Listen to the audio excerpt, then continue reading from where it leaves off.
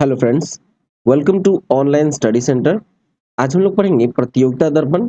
ये हिंदी मासिक पत्रिका है, करंट अफेयर्स की पत्रिका है और ये जुलाई 2024 का एडिशन है। ठीक है, फुल एक्सप्लेनेशन है और इसका पीडीएफ भी अपलोड कर दिया गया है। तो चलिए शुरू करते हैं। वीडियो अच्छा लगेगा तो प्लीज वीडियो को लाइक कीजिएगा और दोस्तों में शेयर जरूर कीजिएगा। चलिए शुरू करते हैं करंट अफेयर्स। शुरू करेंगे राष्ट्रीय घटनाक्रम से, जहां पहला टॉपिक है गाजा में संयुक्त राष्ट्र मिशन में तैनात भारतीय अधिकारी का इजरायली हमले में निधन। तो देखिए 13 मई 2024 को गाजा में पिछले 7 महीनों से जो जारी इजराइल हमास युद्ध है, उस दौरान हुआ यूं कि संयुक्त राष्ट्र संघ का एक मिशन के लिए कार्यरत था एक भारतीय अधिकारी जो थे कर्नल वैभव अनिल काले। ठीक है, ये सेवानिवृत्त है और ये इजरायली हमले का शिकार हो गए। हुआ यूं कि संयुक्त राष्ट्र संघ के लिए ये कार्यरत थे, किसी विदेशी कर्मी की मौत का ये पहला मामला हुआ। 46 वर्ष के थे ये काले और 2022 में भारतीय सेना से सेवानिवृत्ति ली थी और 3 सप्ताह पहले ही उन्होंने संयुक्त राष्ट्र की सिक्योरिटी कोऑर्डिनेशन ऑफिसर के रूप में गाजा में राफा शहर में सेवा देनी शुरू की थी। राफा के यूरोपियन हॉस्पिटल में संयुक्त राष्ट्र की ओर से सुरक्षा कार्य के लिए वो तैनात थे और 13 मई को प्रातः संयुक्त राष्ट्र का वह वहां इजरायली हमले का निशाना बन गए जिसमें वो सवार थे। ठीक है, और संयुक्त राष्ट्र के महासचिव जो है एंटोनियो गुटेरेस ने इस हमले की निंदा करते हुए कर्नल काले की मौत पर दुख जताया है। संयुक्त राष्ट्र ने अपने पहले अंतर्राष्ट्रीय अधिकारी की मौत का कड़ा रुख अपनाते हुए एक तथ्य खोज पैनल का भी गठन किया है। कर्नल काले का जो पार्थिव शरीर है वो 17 मई को पुणे लाया गया, जहां राजकीय सम्मान के साथ उनकी अंत्येष्टि की गई। ठीक है, चलिए नेक्स्ट टॉपिक देखते हैं। नेक्स्ट टॉपिक है छत्तीसगढ़ सरकार ने राज्य में सीबीआई जांचों के लिए सामान्य अनुमति जारी की। 9 राज्यों में सीबीआई को नहीं है सामान्य अनुमति। तो देखिए, सामान्य अनुमति कहने का मतलब यह है कि जब सीबीआई को वहां कार्रवाई करनी होती है किसी राज्य में, तो वहां के राज्य सरकार से अनुमति लेनी होती है और ऐसा 9 राज्य है जहां सीबीआई को अनुमति लेनी होगी। ठीक है, और छत्तीसगढ़ में भी लेनी होती थी, लेकिन अब वहां सामान्य अनुमति जारी कर दी गई है, मतलब वो सीबीआई को वहां के राज्य सरकार से अनुमति की आवश्यकता नहीं है। देखिए, अप्रैल माह में छत्तीसगढ़ की भाजपा सरकार ने राज्य में विभिन्न आपराधिक मामलों की जांच के लिए केंद्रीय जांच ब्यूरो यानी सीबीआई को प्रदत्त सामान्य अनुमति पुनः प्रदान कर दी है। इस आशय की अधिसूचना प्रदेश में विष्णुदेव की नेतृत्व वाली जो भाजपा सरकार है उसने अप्रैल 2024 में जारी कर दी है। जनवरी 2019 में प्रदेश की पूर्व जो भूपेश बघेल के नेतृत्व वाली जो कांग्रेस सरकार थी, उसने इस सामान्य अनुमति को वापस ले ली थी, जिसके चलते राज्य में किसी भी मामले की जांच के लिए राज्य सरकार से अनुमति लेना सीबीआई के लिए आवश्यक हो गया था। अब ऐसे राज्यों की संख्या अभी 9 रह गई है जहां पर राज्य सरकार की अनुमति के बिना सीबीआई ना तो किसी मामले की जांच कर सकती है और ना ही कोई नया केस दर्ज कर सकती है। ठीक है, देखा जाए तो जो राज्य हैं, जैसे कि आपको वो 9 राज्य के बारे में बताएं, तो वो है पंजाब, झारखंड, केरल, पश्चिम बंगाल, राजस्थान, मिजोरम, तेलंगाना, मेघालय और तमिलनाडु। इन 9 राज्यों में पहले राज्य सरकार से अनुमति की आवश्यकता है। देखिए, कुछ जांच एजेंसी के बारे में हम लोग देखें, जैसे एनआईए, जो कि आतंकवाद के विरुद्ध जांच के लिए 2008 में गठित की गई थी और एनआईए को पूरे देश में जांच की स्वतंत्रता है। ये किसी राज्य विशेष में किसी जांच के लिए उस राज्य की सरकार से अनुमति लेने की आवश्यकता इसे नहीं होती है। ठीक है, इसे नहीं होती है। अब देखिए ईडी, ईडी जो है वो मनी लॉन्ड्रिंग के मामलों में, जिसको हिंदी में कहा जाए तो प्रवर्तन निदेशालय कहा जाता है। ठीक है, इसमें पूरे देश में कहीं भी जांच के लिए कोई प्रतिबंध नहीं है। ठीक है, ये मनी लॉन्ड्रिंग की जांच करती है।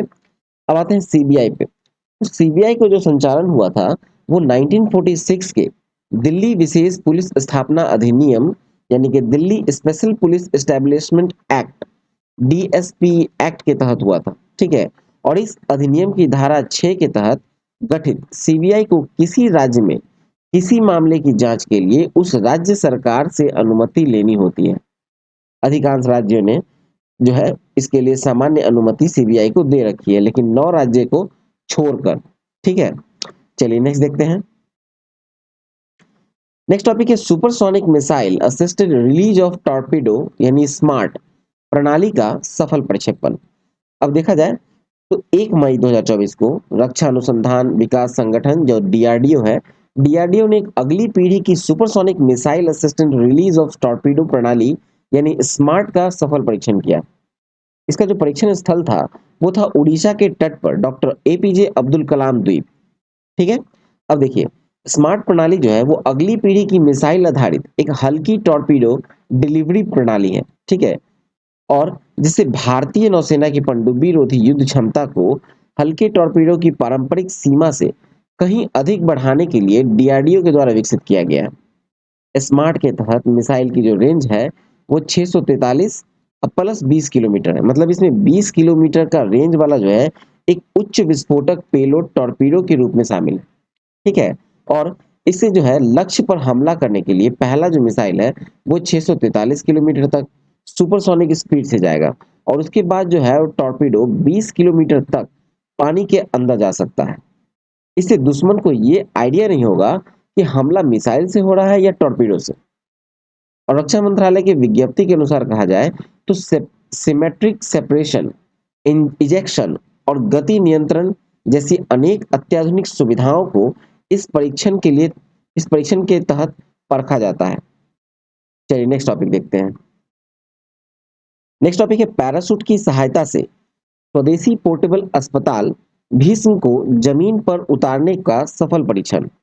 ठीक है। देखिए, 14 मई 2024 को पैराशूट की सहायता से आकाश से धरती पर उतारने का एक सफल परीक्षण वायुसेना के द्वारा आगरा के मलपुरा ड्रॉपिंग जोन में किया गया। ठीक है। और किसी दैवीय आपदा अथवा युद्ध की स्थिति में दुर्गम क्षेत्रों में पीड़ितों को चिकित्सीय मदद उपलब्ध कराने के लिए सहयोग, हित और मैत्री के लिए ये भारत हेल्प इनिशिएटिव यानी भीष्म भीष्म पोर्टेबल अस्पताल का विकास स्वास्थ्य मंत्रालय और रक्षा मंत्रालय द्वारा संयुक्त रूप से किया गया है। ठीक है। भीष्म जिसको कहा है तो भारत हेल्थ इनिशिएटिव फॉर सहयोग, हिता एंड मैत्री है। ठीक है। देखिए, देश में विकसित एक क्यूब की शक्ल का इस पोर्टेबल अस्पताल को विशेष शक्तिशाली पैराशूट की सहायता से विमान, हेलीकॉप्टर या ड्रोन से कहीं भी सुदूर दुर्गम इलाके में उतारा जा सकता है। एक साथ 200 लोगों की चिकित्सा सहायता उपलब्ध कराई जा सकती है। ठीक है। और इसके लिए पैराशूट का विकास आगरा स्थित हवाई वितरण अनुसंधान एवं विकास प्रतिष्ठान द्वारा ही किया गया है। इसके तहत 720 किलोग्राम वजन का एक पोर्टेबल अस्पताल भीष्म को वायुसेना के AN-32 विमान से पैराशूट की मदद से आगरा के ड्रॉपिंग जोन में 1500 फुट की ऊंचाई से उतारा गया। ठीक है। और लोहे के फ्रेम से ढके भीष्म अस्पताल में शामिल जो है कुल 36 विभिन्न ट्यूब बॉक्स है, जिसमें आपको एक्सरे, खून की जांच, ऑपरेशन थिएटर, वेंटिलेटर आदि की सुविधा है, जिनका उपयोग जो है वो गोली लगने, फ्रैक्चर, छाती, सर, रीढ़ की अन्य चोट के मामलों में प्राथमिक उपचार के लिए किया जा सकता है। 22 जनवरी 2024 को अयोध्या में श्री राम मंदिर में प्राण प्रतिष्ठा समारोह के दिन भीष्म अस्पताल की 2 इकाई को वहां तैनात किया गया था। लेकिन भारतीय वायुसेना का पैराशूट की मदद से जो इसका जमीन पर उतारने का जो प्रयोग किया गया था वो किया गया 14 मई को। ठीक है। पहला परीक्षण कब किया गया? 14 मई को। लेकिन ये 22 जनवरी को तैनात कर दिया गया था इमरजेंसी केस के लिए। ठीक है। 2 इकाई को वहां तैनात किया गया था। ठीक है। चलिए नेक्स्ट देखते हैं। नेक्स्ट है गोपीचंद थोटाकुड़ा। गोपीचंद थोटाकुड़ा भारत के पहले अंतरिक्ष पर्यटक। तो 19 मई 2024 को भारतीय पायलट कैप्टन गोपीचंद थोटाकुड़ा ने अमेजॉन की संस्थापक जेफ बेजोस की अपनी कंपनी ब्लू ओराइजन के न्यू शेपर्ड 25 यानी NS-25 मिशन के तहत अंतरिक्ष की यात्रा की। और गोपीचंद थोटाकुड़ा जो है वो अंतरिक्ष पर्यटक यानी स्पेस टूरिस्ट के रूप में अंतरिक्ष यात्रा करने वाले पहले भारतीय हैं। उनसे पूर्व भारत के विंग कमांडर राकेश शर्मा ने रूसी सोयूज के जरिए अंतरिक्ष कार्यक्रम के तहत 1984 में अंतरिक्ष यात्रा की थी। ठीक है। और ये पहले किस में है? तो स्पेस टूरिस्ट के रूप में। ठीक है। अंतरिक्ष पर्यटक के रूप में पहले हैं गोपीचंद थोटाकुड़ा। देखिए, न्यू शेपर्ड 25 मिशन के लिए भारत की गोपीचंद के साथ चालक दल के 5 सदस्यों में Mason Angel, Sylvin Siron, Kenneth L Hayes, Carol Scholar और अमेरिकी वायुसेना के पूर्व कैप्टन 90 वर्षीय एडविट शामिल थे। और 90 वर्षीय जो एड डवाइट है, एड डवाइट अंतरिक्ष यात्रा करने वाले ये विश्व के सबसे बुजुर्ग अंतरिक्ष यात्री बन गए। ठीक है। और अमेरिका की पश्चिमी टेक्सास से स्थानीय समय के अनुसार अगर देखा जाए तो ये 9:36 पर उड़ान भरा था। और इसके बाद ध्वनि की गति से 3 गुना से भी अधिक गति से ये यात्रा किया। इस पूरे उड़ान के लिए कुल 11 मिनट का समय लिया। भारतीय मूल के 3 अन्य अंतरिक्ष यात्री देखें तो वह कल्पना चावला, सुनीता विलियम्स और राजा चारी।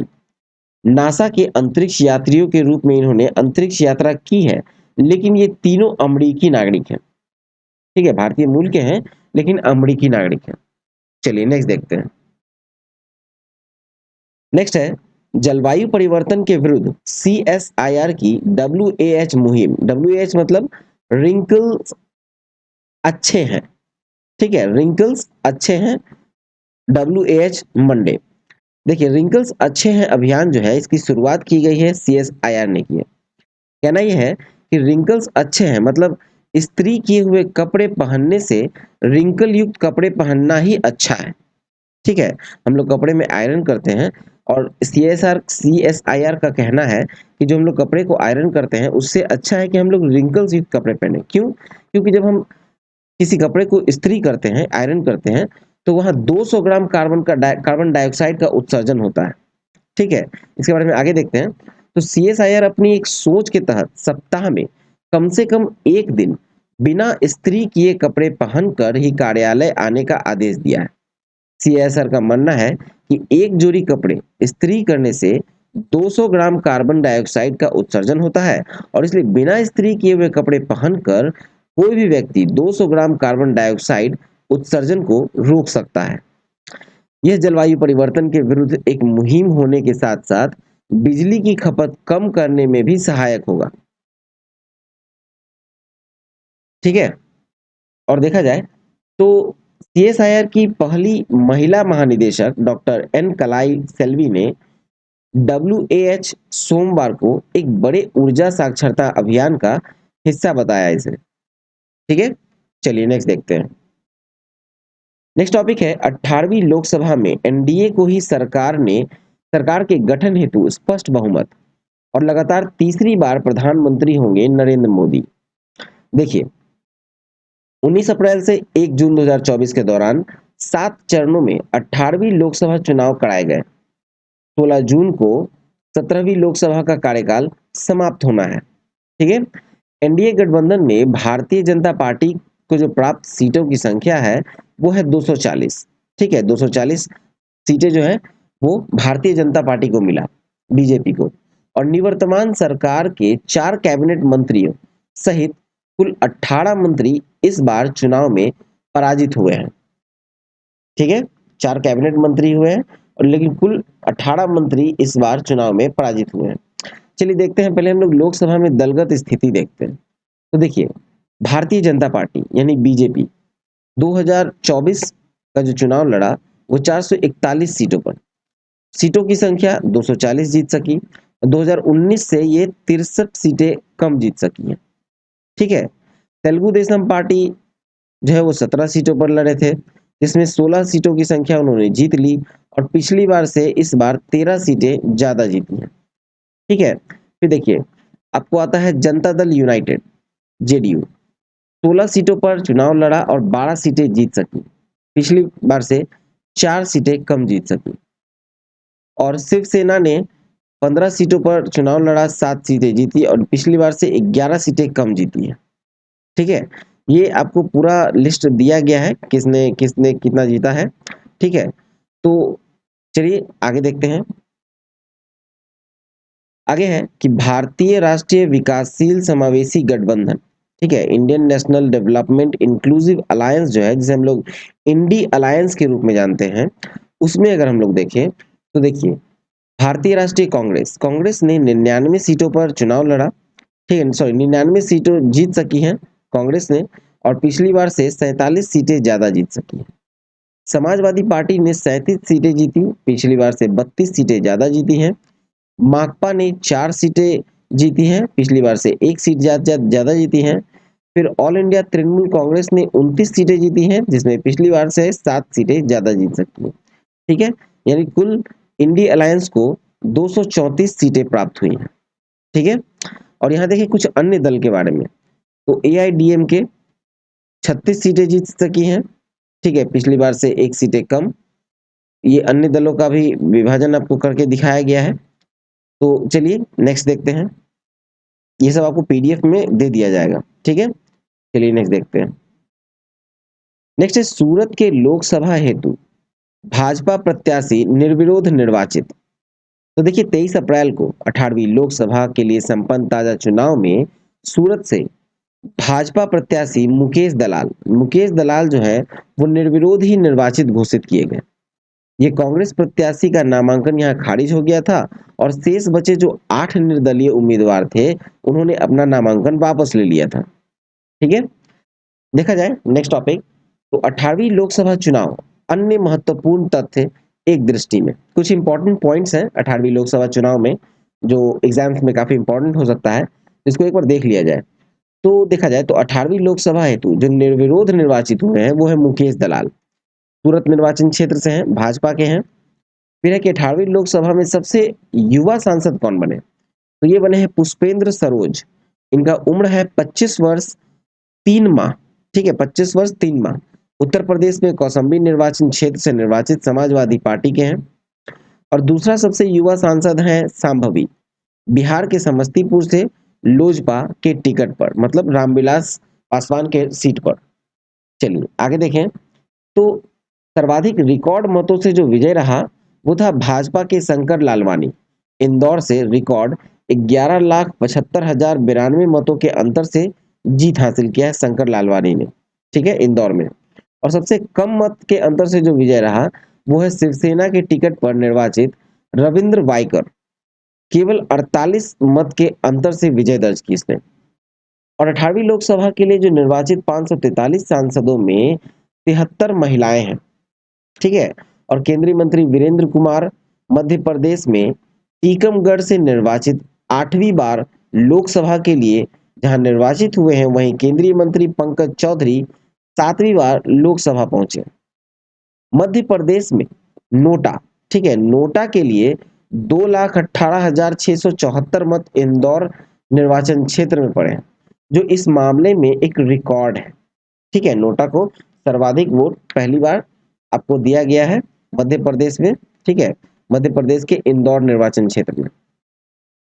आगे की कांग्रेस के राहुल गांधी उत्तर प्रदेश की रायबरेली और केरल के वायनाड से दोनों जगह से निर्वाचित हुए। ठीक है, चलिए आगे देखें।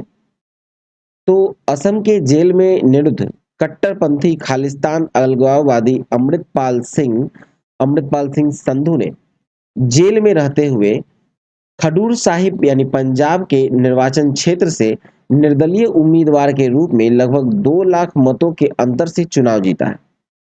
समाजवादी पार्टी उत्तर प्रदेश में इस लोकसभा चुनाव में 37 सीटों के साथ सबसे बड़ी पार्टी बनकर उभरी है। ठीक है, उत्तर प्रदेश में सबसे बड़ी पार्टी कौन सी बनी है, तो यह समाजवादी पार्टी, कुल 37 सीटों के साथ। और भाजपा की सीटों की संख्या जो है वो सिमट कर यहाँ 33 रह गई। नेक्स्ट है कि बहुजन समाज पार्टी ने उत्तर प्रदेश के सभी 80 सीटों के अतिरिक्त अन्य राज्यों में भी लगभग 150 उम्मीदवार खड़े किए, लेकिन कोई भी उम्मीदवार उनका चुनाव नहीं जीत सका। बहुजन समाज पार्टी का एक भी उम्मीदवार चुनाव नहीं जीता। फिर नेक्स्ट है कि नागालैंड में 20 वर्ष के पश्चात लोकसभा सीट कांग्रेस ने जीती है। ठीक है, और इस बार पहली बार केरल में भी भाजपा को एक सीट प्राप्त हो सकी। चलिए नेक्स्ट देखें। नेक्स्ट है आंध्र प्रदेश, उड़ीसा, सिक्किम, अरुणाचल प्रदेश में विधानसभा चुनाव। तो देखा जाए तो अरुणाचल प्रदेश को हम लोग पहले देखते हैं। अरुणाचल प्रदेश में 19 अप्रैल को अरुणाचल प्रदेश की 11वीं विधानसभा के लिए मतदान एक ही चरण में संपन्न हुआ और विधानसभा की जो सीटें हैं, सीटों की संख्या है, ठीक है, वो है 60।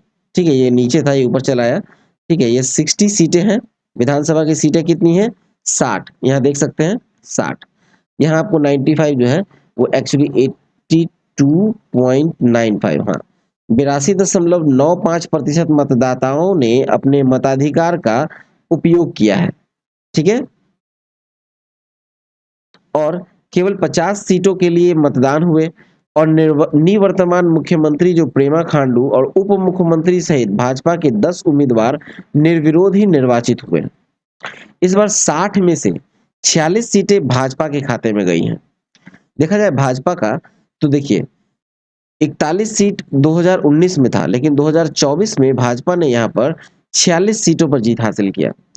नेशनल पीपल्स पार्टी 5 सीटें जीत सकी, पिछली बार भी 5 था। नेशनलिस्ट कांग्रेस पार्टी 3 सीटें जीत सकी, पिछली बार नहीं जीत सकी थी। पीपल्स पार्टी ऑफ अरुणाचल 2 सीटें जीत सकी।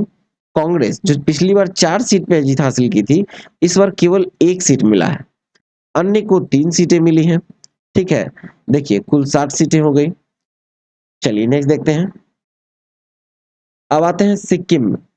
सिक्किम में भी 19 अप्रैल को सिक्किम की 11वीं 32 सदस्यीय विधानसभा के लिए मतदान हुए और वो भी एक ही चरण में संपन्न हुए।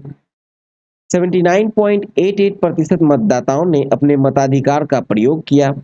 32 सदस्यीय विधानसभा में 31 सीटें जीतकर निवर्तमान मुख्यमंत्री प्रेम सिंह तमांग के नेतृत्व वाली जो सिक्किम क्रांतिकारी मोर्चा है, सभी अन्य दलों का सफाया कर दिया चुनाव में। सिक्किम क्रांतिकारी मोर्चा का लगातार ये दूसरे कार्यकाल हेतु सत्ता पर कब्जा बना हुआ है। 5 बार मुख्यमंत्री रह चुके पवन चामलिंग के नेतृत्व वाली जो सिक्किम डेमोक्रेटिक फ्रंट है, उसने सभी 32 सीटों पर चुनाव लड़ा था, लेकिन केवल 1 सीटें ही उसे प्राप्त हो सकी। देखिए, अगर विधानसभा की दलगत स्थिति देखें तो सिक्किम क्रांतिकारी मोर्चा यानी एसकेएम ने 31 सीटों पर जीत हासिल किया और डेमोक्रेटिक फ्रंट जो है सिक्किम डेमोक्रेटिक फ्रंट, वो केवल 1 सीटें जीत सकी, जो कि पिछली बार 15 था, इस बार केवल 1 है। ठीक है, कुल 32 सीटें हो गई। चलिए नेक्स्ट देखते हैं। अब आते हैं आंध्र प्रदेश की ओर। तो 13 मई, ठीक है 13 मई 2024 को आंध्र प्रदेश की 175 सदस्यीय 16वीं विधानसभा के लिए एक ही चरण में मतदान संपन्न हुए। 135 सीटों के साथ चंद्रबाबू नायडू के नेतृत्व वाले तेलुगु देशम पार्टी यानी टीडीपी ने अकेले ही 2/3 बहुमत इस चुनाव में प्राप्त किया। उनकी अन्य सहयोगी जनसेना पार्टी को भी 21 सीटें प्राप्त हुई हैं। इससे 164 सीटों के साथ एनडीए यानी कि एनडीए में कौन कौन है, तो बीजेपी, तेलुगु देशम पार्टी और जनसेना पार्टी, ठीक है आंध्र प्रदेश में, और इसने अपना सत्ता पर कब्जा हुआ। जगन मोहन रेड्डी के नेतृत्व वाली वाईएसआर कांग्रेस पार्टी ने इस बार 11 सीटें ही उनके खाते में गई। ठीक है, अब देखते हैं यहाँ पर तो तेलुगु देशम पार्टी 135 सीटें जीती, जनसेना पार्टी 21 सीटें, भाजपा 8 और वाईएसआर कांग्रेस 11 सीटें जीत सकी। ठीक है, चलिए नेक्स्ट देखते हैं। आते हैं उड़ीसा की ओर। उड़ीसा में पहला है कि उड़ीसा का 147 सदस्यीय 17वीं विधानसभा के लिए मतदान जो है वो 4 चरणों में हुआ, 13, 20 और 25 मई और 1 जून को हुआ। ठीक है, कुल मिलाकर 74.51% मतदाताओं ने अपने मताधिकार का प्रयोग किया। बीजू जनता दल जो है बीजेडी सरकार के 24 वर्ष के शासन खत्म हुए। ताजा चुनाव में 78 सीट जीतने वाली भाजपा के लिए पहली बार इस राज्य में सरकार के गठन हेतु मार्ग प्रशस्त हुआ है। उड़ीसा की लोकसभा की 21 सीटों में से 20 सीटें भाजपा के खाते में गई और जबकि 1 सीट कांग्रेस को मिली। ठीक है, चलिए नेक्स्ट देखते हैं। देखा जाए विधानसभा की जो दलगत स्थिति है तो भारतीय जनता पार्टी यानी बीजेपी 78 सीटें जीत सकी हैं 2024 में, और जनता दल बीजू जनता दल जो है जिसे बीजेडी, ठीक है बीजू जनता दल, वो मात्र 51 सीटें जीती। कांग्रेस ने 14 सीटों पर जीत हासिल की, माकपा ने 1 और अन्य 3। ठीक है, चलिए अब नेक्स्ट देखते हैं। अब मूव करते हैं अंतर्राष्ट्रीय घटनाक्रम की ओर, जहां पहला है हेलीकॉप्टर दुर्घटना में ईरान के राष्ट्रपति इब्राहिम रईसी का निधन। तो देखा जाए तो 19 मई को ईरान के राष्ट्रपति इब्राहिम रईसी और विदेश मंत्री हुसैन अमीराब्दुल्लाहियन का हेलीकॉप्टर दुर्घटना में निधन हो गया। हेलीकॉप्टर 19 मई को अजरबैजान से लौटते समय शाम के लगभग 7 बजे पहाड़ियों में लापता हो गया और भारी वर्षा के पश्चात हेलीकॉप्टर का जो मलबा है वो सीमावर्ती शहर वरजाकान की पहाड़ियों में मिला। ठीक है। और ये 63 वर्षीय राष्ट्रपति थे रईसी, और विदेश मंत्री के अतिरिक्त जो इसमें जो चालक दल थे, चालक दल के सदस्य की सहित कुछ 6 अन्य व्यक्ति हेलीकॉप्टर में सवार थे। देखा जाए तो राष्ट्रपति रईसी जो है वो अजरबैजान के राष्ट्रपति इल्हाम अलियेव के साथ एक बांध का उद्घाटन करने गए थे। 19 मई को ही प्रातः अजरबैजान गए थे और ईरान के राष्ट्रपति के निधन पर 5 दिन का राष्ट्रीय शोक वहां घोषित किया गया है। ठीक है। और इब्राहिम रईसी के निधन के पश्चात जो 68 वर्षीय उपराष्ट्रपति हैं मोहम्मद मुखबेर, उन्हें अनंतिम राष्ट्रपति वहां बनाया गया। ठीक है, अंतिम नहीं अनंतिम। ठीक है, अनंतिम राष्ट्रपति वहां बनाया गया। विदेश मंत्रालय का दायित्व उप विदेश मंत्री बाघेरी कनी को सौंपा गया है। संवैधानिक प्रावधान के तहत मुखबेर अब न्यायपालिका के प्रमुख और संसद के स्पीकर भी होंगे। इन पदों पर रहते हुए वो अगले 50 दिन में राष्ट्रपति का चुनाव भी वहां कराएंगे। ठीक है। और देखा जाए तो भारत में एक दिन यानी 21 मई को राष्ट्रीय शोक भी इस मुश्किल घड़ी में घोषित किया गया। ठीक है। देखिए, दिवंगत राष्ट्रपति का जो पार्थिव शरीर है वो पूरे राजकीय सम्मान के साथ मसहार शहर में सुपुर्दे खाक किया गया। ईरान के पूर्व विदेश मंत्री मोहम्मद जावेद शरीफ ने तो अमेरिकी प्रतिबंधों को ही राष्ट्रपति रईसी की मौत के लिए जिम्मेदार बताया है। ठीक है, चलिए नेक्स्ट देखते हैं। नेक्स्ट है, अंतरिक्ष में हथियारों की तैनाती रोकने के लिए अमेरिका और जापान के द्वारा सुरक्षा परिषद में लाए गए प्रस्ताव पर रूस का वीटो। तो देखा जाए तो 24 अप्रैल 2024 को अंतरिक्ष में हथियारों की तैनाती को रोकने के लिए अमेरिका और जापान के द्वारा सुरक्षा परिषद में लाया गया प्रस्ताव रूस के वीटो के चलते खारिज हो गया। इस प्रस्ताव पर 24 अप्रैल को कराए गए जो मतदान के पक्ष में 13 मत पड़े और चीन ने मतदान में अनुपस्थिति दर्ज की। अमेरिका और जापान के द्वारा लाया गया जो प्रस्ताव था उसमें सदस्य देशों को परमाणु हथियारों सहित सामूहिक विनाश के सभी हथियारों को पृथ्वी की कक्षा में स्थापित न करने के लिए बाध्य करता है। ठीक है, देखिए पृथ्वी की कक्षा में स्थापित नहीं करना इसके लिए बाध्य कर रहा था। और अमेरिका के जो राष्ट्रीय सुरक्षा सलाहकार हैं जैक सुलिवन ने कहा कि सुरक्षा परिषद में ले गए प्रस्ताव में सभी सदस्य देशों के कक्षा में स्थापित करने के लिए डिजाइन किए गए जो परमाणु हथियार हैं उसे विकसित न करने का भी आह्वान किया गया। ठीक है। और उन्होंने कहा कि किसी पक्ष के द्वारा परमाणु हथियारों को कक्षा में स्थापित करने से संचार सुविधाओं के साथ ही मौसम विज्ञान, कृषि, वाणिज्यिक और राष्ट्रीय सुरक्षा सेवाओं आदि के लिए भी खतरा पैदा हो जाएगा। संयुक्त राष्ट्र में अमेरिकी राजदूत लिंडा थॉमस ने सुरक्षा परिषद के सदस्यों से कहा कि प्रस्ताव पर वीटो करके रूस ने अपनी जिम्मेदारी से पल्ला झाड़ लिया है। ठीक है, चलिए नेक्स्ट टॉपिक देखते हैं। नेक्स्ट टॉपिक है, इंडोनेशिया के नवनिर्वाचित राष्ट्रपति प्रबोवो सुबियांतो के निर्वाचन विरोध में दायर याचिका संवैधानिक अदालत द्वारा खारिज। सुबियांतो निर्वाचित घोषित। देखिए, 24 अप्रैल को इंडोनेशिया में राष्ट्रपति पद के लिए फरवरी 2024 में संपन्न चुनाव हुए।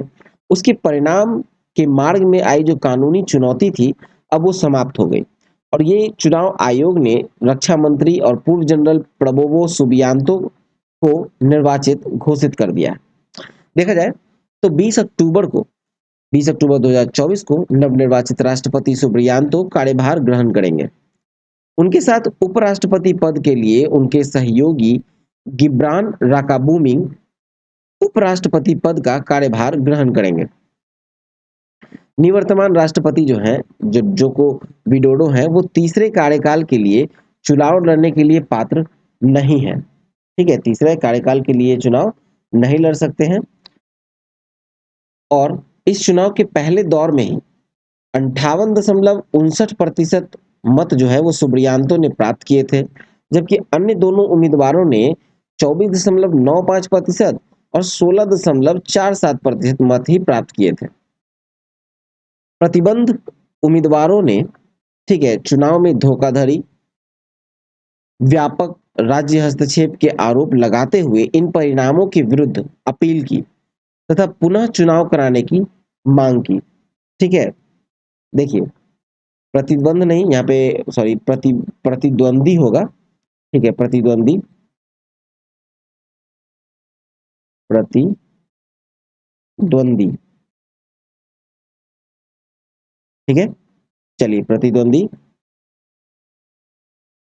प्रतिबंध उम्मीदवार। अब देखिए, 22 अप्रैल को पराजित उम्मीदवारों द्वारा दायर अपील को संवैधानिक अदालत ने 5-3 के बहुमत से खारिज कर दिया।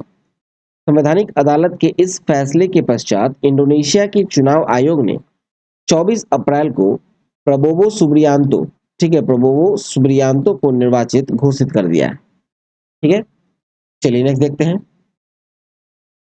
नेक्स्ट है मध्य अमेरिकी देश पनामा। पनामा में मूलतः उपराष्ट्रपति पद के लिए चुनाव में उतारे गए जोस राउल मुलिनो अंतिम समय में राष्ट्रपति का चुनाव लड़कर निर्वाचित। देखा जाए तो 5 मई को जो मध्य अमेरिकी देश है पनामा, वहां के राष्ट्रपति और स्थानीय सरकारों के लिए चुनाव हुए। रियलाइजिंग गोल्स पार्टी के जोस राउल मुलिनो 7 अन्य उम्मीदवारों को हराकर राष्ट्रपति की इस चुनाव में निर्वाचित हुए। 34.23% मत उन्हें प्राप्त हुए, जबकि उनके निकटतम उम्मीदवार को 24.59% मत मिले। 1 जुलाई 2024 से राष्ट्रपति मुलिनो और आम चुनाव के अन्य विजेता कार्यभार संभालेंगे।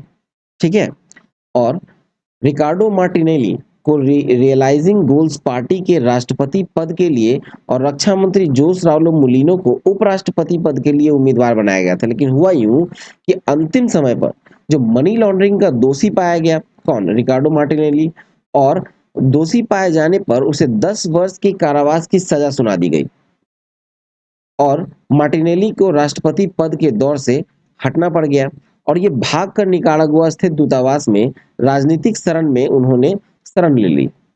ठीक है, अब देखा जाए तो चुनाव के मैदान में रहे 7 अन्य जो प्रत्याशी थे उनको पीछे छोड़ते हुए सर्वाधिक 34.23% मत प्राप्त कर नए राष्ट्रपति निर्वाचित हुए। ठीक है, चलिए नेक्स्ट देखते हैं। नेक्स्ट है ली सिन लुंग। ली सिन लुंग के पद छोड़ने के पश्चात लॉरेंस वोंग सिंगापुर के नए प्रधानमंत्री बने। देखा जाए तो 15 मई 2023 से सिंगापुर के उप प्रधानमंत्री रहे लॉरेंस वोंग अब इस देश के प्रधानमंत्री बन गए। 51 वर्षीय वोंग देश के चौथे प्रधानमंत्री हैं और भारतीय मूल के राष्ट्रपति थर्मन सनमुगरत्नम ने उन्हें पद और गोपनीयता की शपथ दिलाई है। वर्ष 2004 से प्रधानमंत्री रहे ली सिन लुंग ने 15 मई 2024 से अपना यह पद छोड़ने की घोषणा 15 अप्रैल 2024 को ही कर दी थी। लॉरेंस वोंग को ही अपना उत्तराधिकारी बनाने की घोषणा भी उन्होंने साथ में ही की थी। ठीक है, चलिए नेक्स्ट देखें। इसी में आगे है कि ली सिन लुंग और लॉरेंस वोंग दोनों ही सत्तारूढ़ पीपुल्स एक्शन पार्टी, जो कि 5 दशक से अधिक समय से सत्तारूढ़ है, ने ही नेता है। ठीक है मतलब ये उसी पार्टी के नेता है। प्रधानमंत्री पद छोड़ने के बाद भी नए प्रधानमंत्री वोंग की कैबिनेट में वरिष्ठ मंत्री के रूप में वो बने रहेंगे। ठीक है, एक्चुअली वहां पे पहले भी हुआ है कि जो सरकार, जो भी प्रधानमंत्री अपना पद छोड़ रहे हैं, ठीक है, वो वहां पर वरिष्ठ नेता के रूप में बने रहे हैं। ठीक है, चलिए इसमें आगे देखें तो नए जो प्रधानमंत्री हैं वो है लॉरेंस वोंग, जो कि मूलतः एक अर्थशास्त्री हैं और नई सरकार में ये वित्त मंत्री का पद अपने पास ही रखते हुए कैबिनेट में कोई विशेष परिवर्तन उन्होंने नहीं किया है। ठीक है, चलिए नेक्स्ट देखते हैं। नेक्स्ट है चंद्रमा के सुदूर क्षेत्र से मिट्टी और चट्टानों के नमूने लाने को चीन के द्वारा चांगी 6 का प्रक्षेपण। तो देखिए 3 मई 2024 को चंद्रमा की सतह से नमूने एकत्र करने और उन पर शोध के लिए चीन के अपने एक नए मून मिशन चांग-ई 6 यान को प्रक्षेपण अपने दक्षिणी प्रांत हैनान के तट पर से स्थित वेनचांग अंतरिक्ष प्रक्षेपण स्थल से किया। लॉन्ग मार्च 5 Y8 रॉकेट के जरिए किया गया प्रक्षेपण। और चांग-ई 6 मिशन में 4 घटक हैं। एक ऑर्बिटर है, एक लैंडर है, एक असेंडर है और एक पुनः प्रवेश मॉड्यूल शामिल है इसमें। ठीक है। सीएनएस यानी कि चाइना नेशनल स्पेस एडमिनिस्ट्रेशन के अनुसार कहा जाए तो चांगी 6 मिशन को चंद्रमा के सुदूर हिस्से से नमूने एकत्र करने और उन्हें पृथ्वी पर वापस लाने के लिए 53 दिन के मिशन पर भेजा गया है। ठीक है। यहाँ कहाँ से लाना है इसको? ये सुदूर हिस्से से लाना है। सुदूर मतलब फार साइड से। फार साइड से देखिए हुआ यूं कि सुदूर हिस्से से नमूना लाना चंद्रमा अन्वेषण के इतिहास में ये अपनी तरह का पहला प्रयास है। इससे पूर्व अगर देखा जाए तो चंद्रमा के नियर साइड से नमूने लाने में 23 दिन लगा था चांगी 5 को। ठीक है। लेकिन इस बार ये फार साइड यानी सुदूर हिस्से से लाएगा। चलिए आगे देखें। तो चांगी 6 मिशन जो है उस पर लैंडर पर फ्रांस, इटली और यूरोपीय अंतरिक्ष एजेंसी के भी कुछ उपकरण तैनात हैं, जबकि ऑर्बिटर पर पाकिस्तान के पेलोड का भी स्थापित किया गया है। 7 मई को चांगी 6 चंद्रमा की कक्षा में प्रवेश कर गया था और 25 जून 2024 को पृथ्वी पर लौटने की आशा है। ठीक है। चलिए नेक्स्ट देखें। नेक्स्ट है कुल सैन्य खर्च के मामले में भारत का विश्व में चौथा स्थान। पहले 3 क्रमशः अमेरिका, चीन और रूस के हैं और ये रिपोर्ट है सिप्री की। सिप्री का देखा जाए फुल फॉर्म तो स्वीडन स्थित एक है Stockholm International Peace Research Institute. मार्च 2024 में इसने अपनी वार्षिक रिपोर्ट जारी की और इस वार्षिक रिपोर्ट के अनुसार पिछले 5 वर्षों में यानी 2019 से 2023 के दौरान विश्व में सबसे बड़ा हथियारों का आयातक राष्ट्र बताया गया है भारत को। ठीक है। विश्व में सबसे बड़ा हथियारों का आयात करने वाला राष्ट्र कौन है? तो भारत है। और दूसरे और तीसरे स्थान पे है सऊदी अरब और कतर। ठीक है। फिर देखा जाए तो अप्रैल 2024 में विश्व के विभिन्न देशों के द्वारा किए जाने वाले जो सैन्य खर्च हैं उसके संबंध में भी एक रिपोर्ट आई। किसने जारी की? सिप्री ने। और देखा जाए तो रिपोर्ट के अनुसार वर्ष 2023 में सेना और हथियारों पर सर्वाधिक खर्च करने वाला जो 5 देश है उसमें पहला स्थान है अमेरिका, दूसरे पे चीन, तीसरे पे रूस, चौथे पे भारत और पांचवें पे सऊदी अरब। रिपोर्ट के अनुसार देखा जाए तो वर्ष 2023 में भारत का कुल सैन्य खर्च जो था वो था 83.6 अरब डॉलर, जो कि पिछले वर्ष 2022 की तुलना में 4.2% अधिक था। ठीक है। और रिपोर्ट के अनुसार देखा जाए तो वर्ष 2023 में अमेरिका का कुल सैन्य खर्च जो है वो 916 अरब डॉलर है। दूसरे स्थान पर चीन का है 296 अरब डॉलर। तीसरे स्थान पर रूस का है ये 109 अरब डॉलर। रिपोर्ट के अनुसार देखें तो सैन्य खर्च के मामले में पहले 5 देशों के कुल सैन्य खर्च जो है वो वर्ष में वैश्विक सैन्य खर्च का 61% है। पहला 5 देश अगर जो है वो इतना खर्च करता है सैन्य पे कि पूरे दुनिया का वो 61% है सैन्य खर्च में। ठीक है। देखा जाए तो सिपरी की रिपोर्ट के अनुसार कहें तो विश्व के कुल सैन्य खर्च 2443, ठीक है, 2443 अरब डॉलर रहा।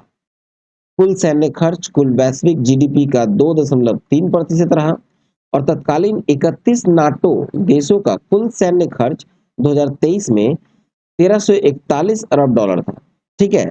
जो कि वर्ष के वैश्विक सैनिक खर्च का 35% था। 2023 में नाटो के सदस्यों की कुल संख्या जो है वो 31 की थी, जो कि अब 32 हो गई है। ठीक है। चलिए नेक्स्ट टॉपिक देखते हैं। नेक्स्ट टॉपिक है विश्व प्रेस स्वतंत्रता सूचकांक 2024। तो देखा जाए तो 3 मई को विभिन्न देशों में प्रेस की स्वतंत्रता की स्थिति के आकलन के लिए विश्व प्रेस स्वतंत्रता सूचकांक यानी कि वर्ल्ड प्रेस फ्रीडम इंडेक्स की गणना फ्रांस के गैर सरकारी संगठन रिपोर्टर्स सेंस फ्रंटियर्स यानी आरएसएफ, अंग्रेजी नाम है इसका रिपोर्टर्स विदाउट बॉर्डर्स, के द्वारा जारी की गई। सूचकांक में जो कुल देश शामिल है वो है 180, जिसमें भारत का स्थान है 159वां। मान यानी कि जो मान वैल्यू आया है वो है 31.28। ठीक है। जिसका सबसे अच्छा, सबसे ज़्यादा मान होगा वो पहले स्थान पे होगा। ठीक है, भारत जो है 31.28 मान के साथ 159वें स्थान पे है विश्व प्रेस स्वतंत्रता सूचकांक में। देखा जाए तो प्रेस की स्वतंत्रता के मामले में भारत की स्थिति जो है वो अति गंभीर स्थिति में है। ठीक है, इस स्थिति के बारे में हम लोग डिस्कस करेंगे आगे चलकर कि कितने से कितना रैंक, कितना से कितना सूचकांक होगा या मान होगा, तो किस स्थिति में होगा। ठीक है, तो भारत जो है वो अति गंभीर स्थिति में है। ठीक है, अति गंभीर यानी कि वेरी सीरियस। चलिए, किसी देश के लिए आरएसएफ का विश्व प्रेस स्वतंत्रता सूचकांक का मान अगर 0 से 100 के बीच है, ठीक है, 0 से 100 के बीच हो सकता है, और ये सूचकांक जो है 85 से अधिक होना प्रेस की अच्छी यानी गुड स्थिति को दर्शाता है, और 70 से 85 के बीच होगा तो सूचकांक जो है वो प्रेस संतोषजनक स्थिति दर्शाता है। ठीक है, और अगर 55 से 70 के बीच होगा तो सूचकांक जो है वो प्रेस की समस्यात्मक यानी प्रॉब्लमेटिक स्थिति को बताता है। अगर 40 से 55 के बीच है सूचकांक तो प्रेस की मुश्किल यानी डिफिकल्ट स्थिति को दर्शाता है। सूचकांक का मान अगर 40 से कम है तो प्रेस के अति गंभीर यानी वेरी सीरियस स्थिति को बताता है, जो कि भारत का स्थिति जो है वो वेरी सीरियस है। ठीक है, देखा जाए तो पहले 10 राष्ट्र के बारे में देखिए तो पहले स्थान पे नॉर्वे है 91.89 सूचकांक पे, दूसरे स्थान पे डेनमार्क, तीसरे पे स्वीडन, चौथे पे नीदरलैंड, पांचवें पे फिनलैंड है। ठीक है, पूरा लिस्ट आपको पीडीएफ में मिल जाएगा। और सबसे नीचे से अगर हम लोग देखें तो सबसे नीचे में आता है इरिट्रिया 16.64 के साथ, सीरिया 17.41 के साथ। ठीक है, ये 180वें स्थान पे आ गया इरिट्रिया, 179वें स्थान पे सीरिया, 178वें स्थान पर अफगानिस्तान, 177वें स्थान पर कोरिया, 176वें स्थान पर ईरान। ठीक है, और देखा जाए तो कुछ अन्य प्रमुख देशों के बारे में देखें तो 21वें स्थान पे है फ्रांस 78.65 मान के साथ, 23वें स्थान पे ब्रिटेन, 27वें स्थान पे ताइवान और 38वें स्थान पर दक्षिण अफ्रीका, 55वें स्थान पे अमेरिका, 61वें स्थान पे यूक्रेन, 70वें स्थान पर जापान। ठीक है, और कुछ भारत के पड़ोसी देशों के बारे में देखें तो अफगानिस्तान सबसे खराब स्थिति पे है, जो कि भारत का पड़ोसी है अफगानिस्तान 19.09 मान के साथ। और भारत के पड़ोसियों में जो स्थिति सबसे अच्छी है वो है नेपाल की 60.52 मान के साथ। ठीक है, चलिए, भारत हो गया 159वें स्थान पर 31.28 मान के साथ। चलिए नेक्स्ट देखते हैं।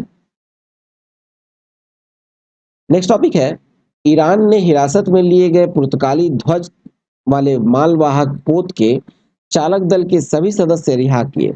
चालक दल के 25 सदस्य में 17 भारतीय थे। देखा जाए तो 13 अप्रैल को ईरान ने पुर्तगाली झंडे वाले इजराइल से संबद्ध मालवाहक जहाज एमएससी एरीज जो है, जिसे समुद्री नियमों के उल्लंघन के आरोप में ईरानी जल क्षेत्र में ईरान के सुरक्षा गार्ड ने हिरासत में ले लिया और चालक दल के सभी सदस्यों को मई के पहले सप्ताह में रिहा कर दिया है। चालक दल में 25 लोग थे और जिसमें 17 भारतीय थे। ठीक है, और भारतीय चालक दल के सदस्यों में शामिल जो एकमात्र महिला थी वो थी कैडेट एन टेसा जोसेफ को ईरान की सेना ने पहले ही रिहा कर दिया था। चालक दल के भारतीयों को अतिरिक्त इसमें आपको फिलीपींस, पाकिस्तान, रूस और एस्टोनिया के नागरिक थे। ठीक है, लेकिन हिरासत में लिए गए जो जहाज है उसे अभी नहीं छोड़ा गया है। ठीक है, चलिए नेक्स्ट देखें। नेक्स्ट इसी में आगे है कि ईरान के विदेश मंत्री जो है अमीर अब्दुल्लाहियान ने अपने एस्टोनियाई समकक्ष के साथ बातचीत में कहा कि जहाज ने हमारे जल क्षेत्र में अपना रडार बंद कर सुरक्षा को खतरे में डाला था, इसलिए उसे न्यायिक नियमों के तहत हिरासत में लिया गया था। ठीक है, ये विदेश मंत्री थे अमीर अब्दुल्लाहियान। ठीक है, ईरान के, जो कि दुर्घटना में मारे गए।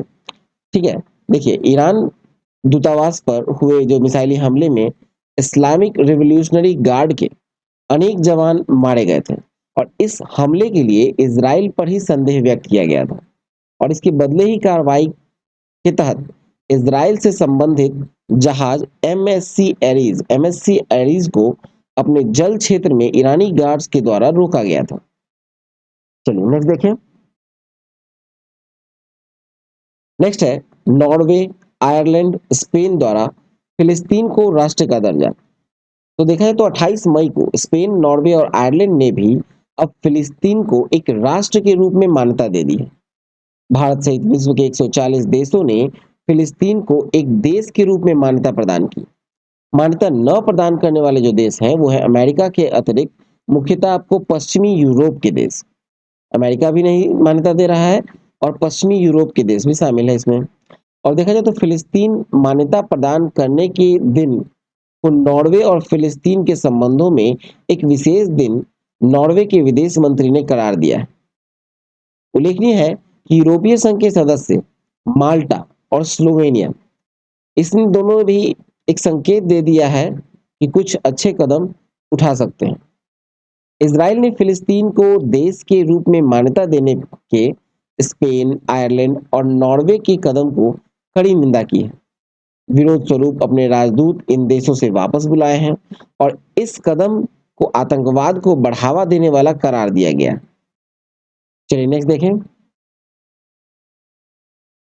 नेक्स्ट है सिंगापुर एयरलाइंस का यात्री विमान गंभीर टर्बुलेंस का शिकार। ठीक है, सिंगापुर का एयरलाइंस था, यात्री विमान था जो कि गंभीर टर्बुलेंस का शिकार हुआ। तो देखा जाए तो 21 मई को लंदन से सिंगापुर की उड़ान वाला सिंगापुर एयरलाइंस का एक बोइंग यात्री विमान म्यांमार के आकाश में 37 फुट की ऊंचाई पर वायुमंडलीय विक्षोभ यानी टर्बुलेंस में फंस गया। लगभग 2 घंटे के बाद सिंगापुर की चांगी एयरपोर्ट पर यह लैंड करने को था, लेकिन ये फंस गया और इस यात्री विमान में कुल 211 यात्रियों के अतिरिक्त चालक दल के 18 सदस्य विमान में सवार थे। सर्वाधिक 56 यात्री जो ऑस्ट्रेलिया के थे, 47 यूके के और 41 सिंगापुर के और 3 भारतीय भी थे। टर्बुलेंस के कारण हुई दुर्घटना में एक 73 वर्षीय ब्रिटिश यात्री की मौत हो गई। कई यात्रियों की रीढ़ की हड्डियां टूट गई। रूट डाइवर्ट कर इसकी इमरजेंसी लैंडिंग जो है वो बैंकॉक स्थित सुवर्ण भूमि एयरपोर्ट पर कराई गई। ठीक है, चलिए अब नेक्स्ट टॉपिक देखते हैं। नेक्स्ट टॉपिक है भारत की जनसंख्या में बहुसंख्यक हिंदुओं का अनुपात घटा जबकि अल्पसंख्यकों के अनुपात में वृद्धि। ये अध्ययन रिपोर्ट है। देखा जाए तो मई 2024 में 1950 से 2015 के दौरान जो विभिन्न देशों के अल्पसंख्यक और बहुसंख्यक जनसंख्या के अनुपात में आई परिवर्तन पर एक चौंकाने वाली रिपोर्ट प्रधानमंत्री की आर्थिक सलाहकार परिषद के सदस्यों ने जारी की है। रिपोर्ट का शीर्षक है religious minorities across country analysis 1950 से 2015। ठीक है, ये शीर्षक था और इस रिपोर्ट को आर्थिक सलाहकार परिषद के सदस्य अब्राहम जोस, अपूर्व कुमार मिश्रा, शमिका रवि ने तैयार किया है। इस रिपोर्ट में 167 देशों में अल्पसंख्यक समुदायों की जननांकीय बदलाव का विश्लेषण करते हुए बताया गया है कि भारत की कुल जनसंख्या में हिंदुओं का अनुपात 7.82 बिंदु घट गया है।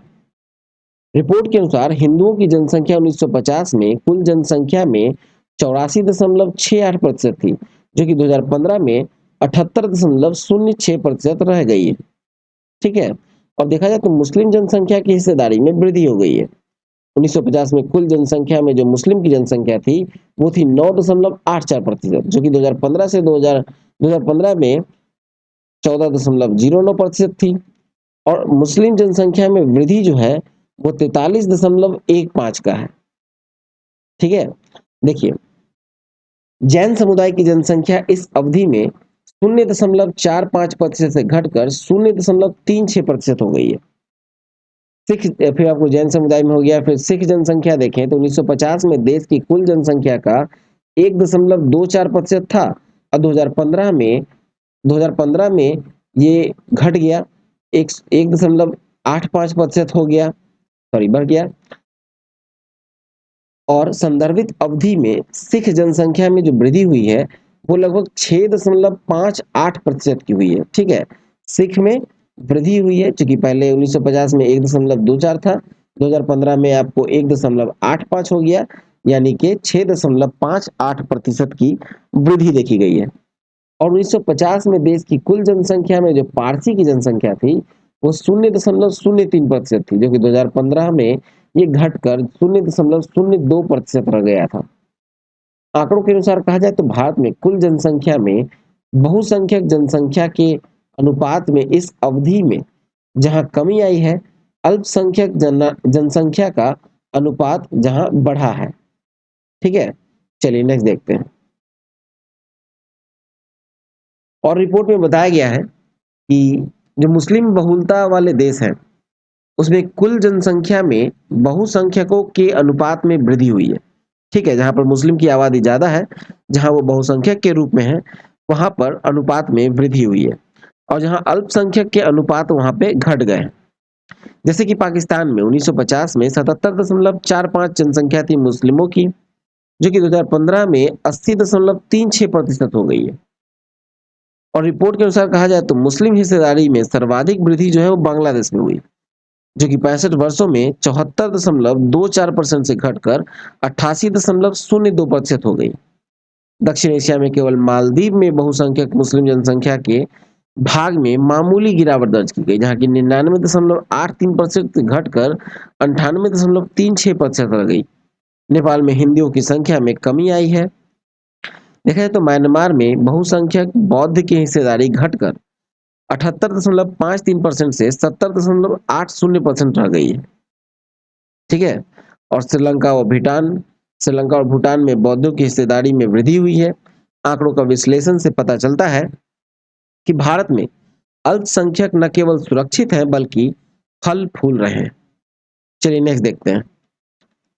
अब मूव करते हैं आर्थिक वाणिज्यिक परिदृश्य की ओर, जिसमें पहला है ईरान ने चाबागार बंदरगाह के शाहिद बेहेस्ती टर्मिनल के संचालन अधिकार 10 वर्ष के लिए भारत को सौंपे। तो देखा जाए तो 13 मई 2024 को ईरान के दक्षिण पश्चिम तट पर स्थित चाबहार बंदरगाह के शाहिद बेहेस्ती टर्मिनल का संचालन जो है वो 10 वर्ष के लिए भारत को सौंपने के लिए भारत और ईरान के बीच 10 वर्षीय अनुबंध पर हस्ताक्षर संपन्न हुए। ठीक है, अब 10 वर्ष तक यहाँ का संचालन जो है वो भारत ही देखेगा। देखा जाए तो इस टर्मिनल का प्रबंधन भारत को सौंपने के लिए भारत की इंडिया पोर्ट्स ग्लोबल लिमिटेड और ईरान के पोर्ट एंड मैरीटाइम ऑर्गेनाइजेशन के बीच हस्ताक्षर तेहरान में 13 मई को राष्ट्रपति इब्राहिम रईसी के निधन से एक सप्ताह पूर्व ही किए गए हैं। भारत की ओर से बंदरगाह जहाजरानी और जलमार्ग मंत्री श्री सर्बानंद सोनोवाल और उनकी ईरानी समकक्ष की उपस्थिति में हस्ताक्षर किए गए। इसी के साथ चाबहार और शाहिद बेहेस्ती टर्मिनल विदेश में भारत सरकार के द्वारा लीज पर लिया गया पहला बंदरगाह हो गया है। ठीक है, और चाबहार बंदरगाह को अंतर्राष्ट्रीय उत्तर दक्षिण परिवहन गलियारे यानी कि international north south transport corridor के साथ एकीकृत करने की योजना पर काम चल रहा है, जिससे चाबहार के रास्ते ईरान और अफगानिस्तान के साथ साथ आर्मेनिया, अजरबैजान, रूस, मध्य एशिया तथा यूरोप के साथ व्यापार सीधे ही किया जा सकेगा।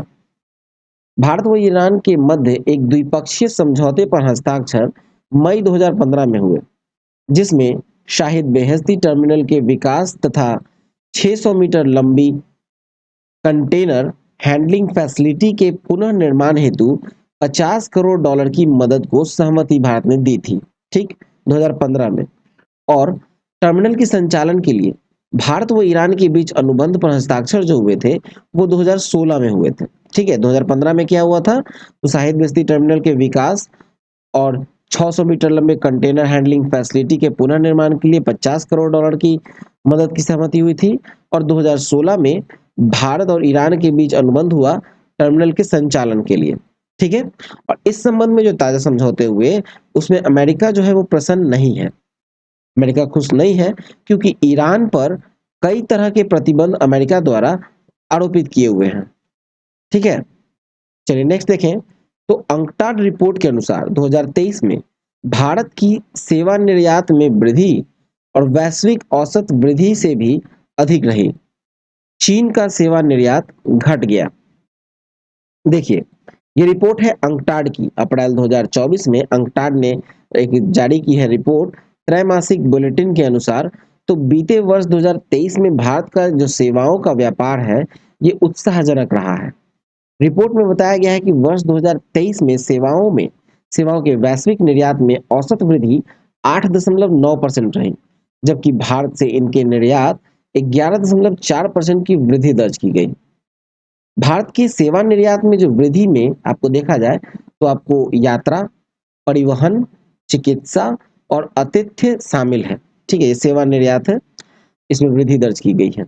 और सेवाओं की सबसे बड़े निर्यातक जो है वो चीन से यह निर्यात 10.1% घटा है। इस रिपोर्ट के अनुसार कहा जाए तो 8.9% की वृद्धि के साथ 2023 में सेवाओं का कुल वैश्विक निर्यात जो है वो 7.9 ट्रिलियन डॉलर रहा, यानी कि 7,900 अरब डॉलर रहा। ठीक है, चलिए आगे इसमें देखा जाए तो सेवाओं के निर्यात में विश्व के पहले 3 स्थान जो है वो है अमेरिका के हैं, ब्रिटेन के हैं और फिर जर्मनी के हैं। सेवा निर्यात में विकासशील राष्ट्र में प्रथम 3 स्थान देखें तो पहले स्थान पर चीन है 381 अरब डॉलर के साथ, दूसरे स्थान पर भारत है 345 अरब डॉलर के साथ और तीसरे स्थान पर सिंगापुर।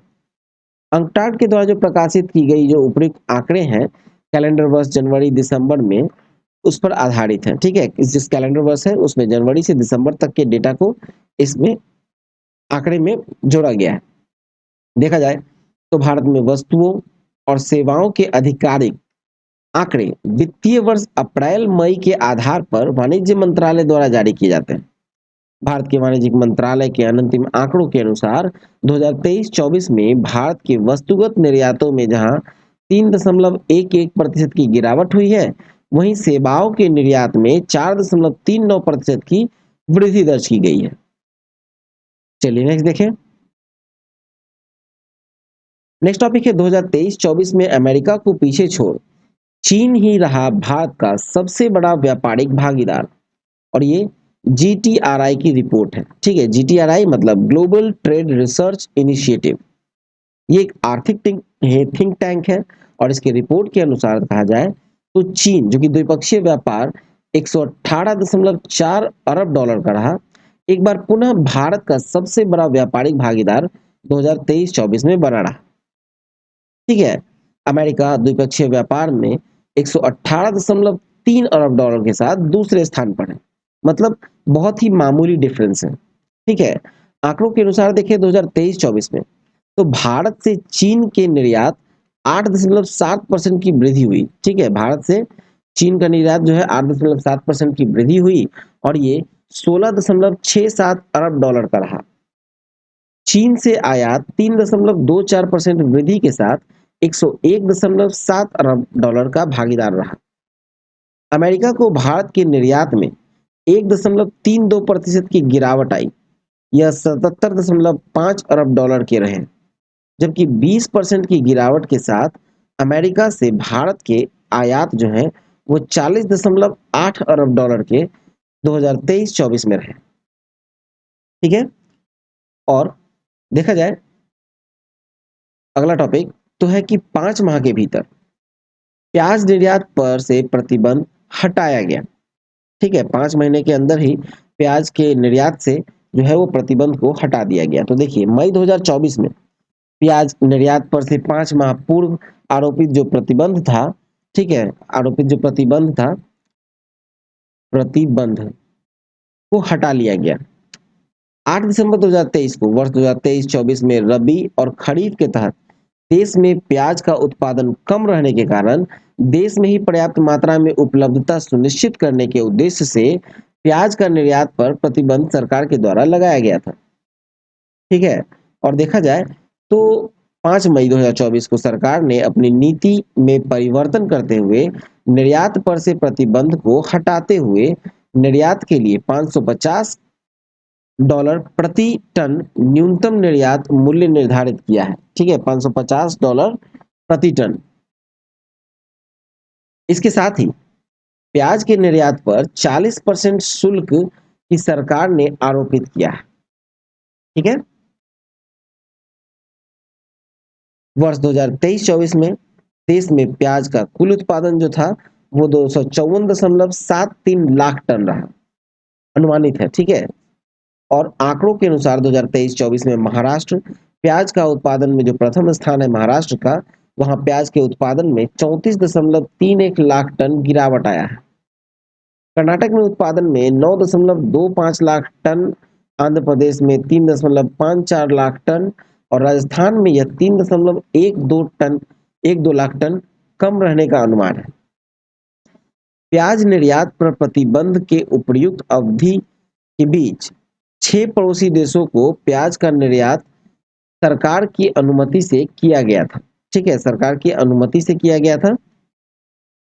और वो 6 देश कौन से हैं? तो वो है बांग्लादेश, संयुक्त अरब अमीरात, भूटान, बहरीन, मॉरिशस और श्रीलंका। इन 6 देशों को प्याज की उपलब्धता भारत के द्वारा कराई गई थी निर्यात पर प्रतिबंध लगने के बावजूद।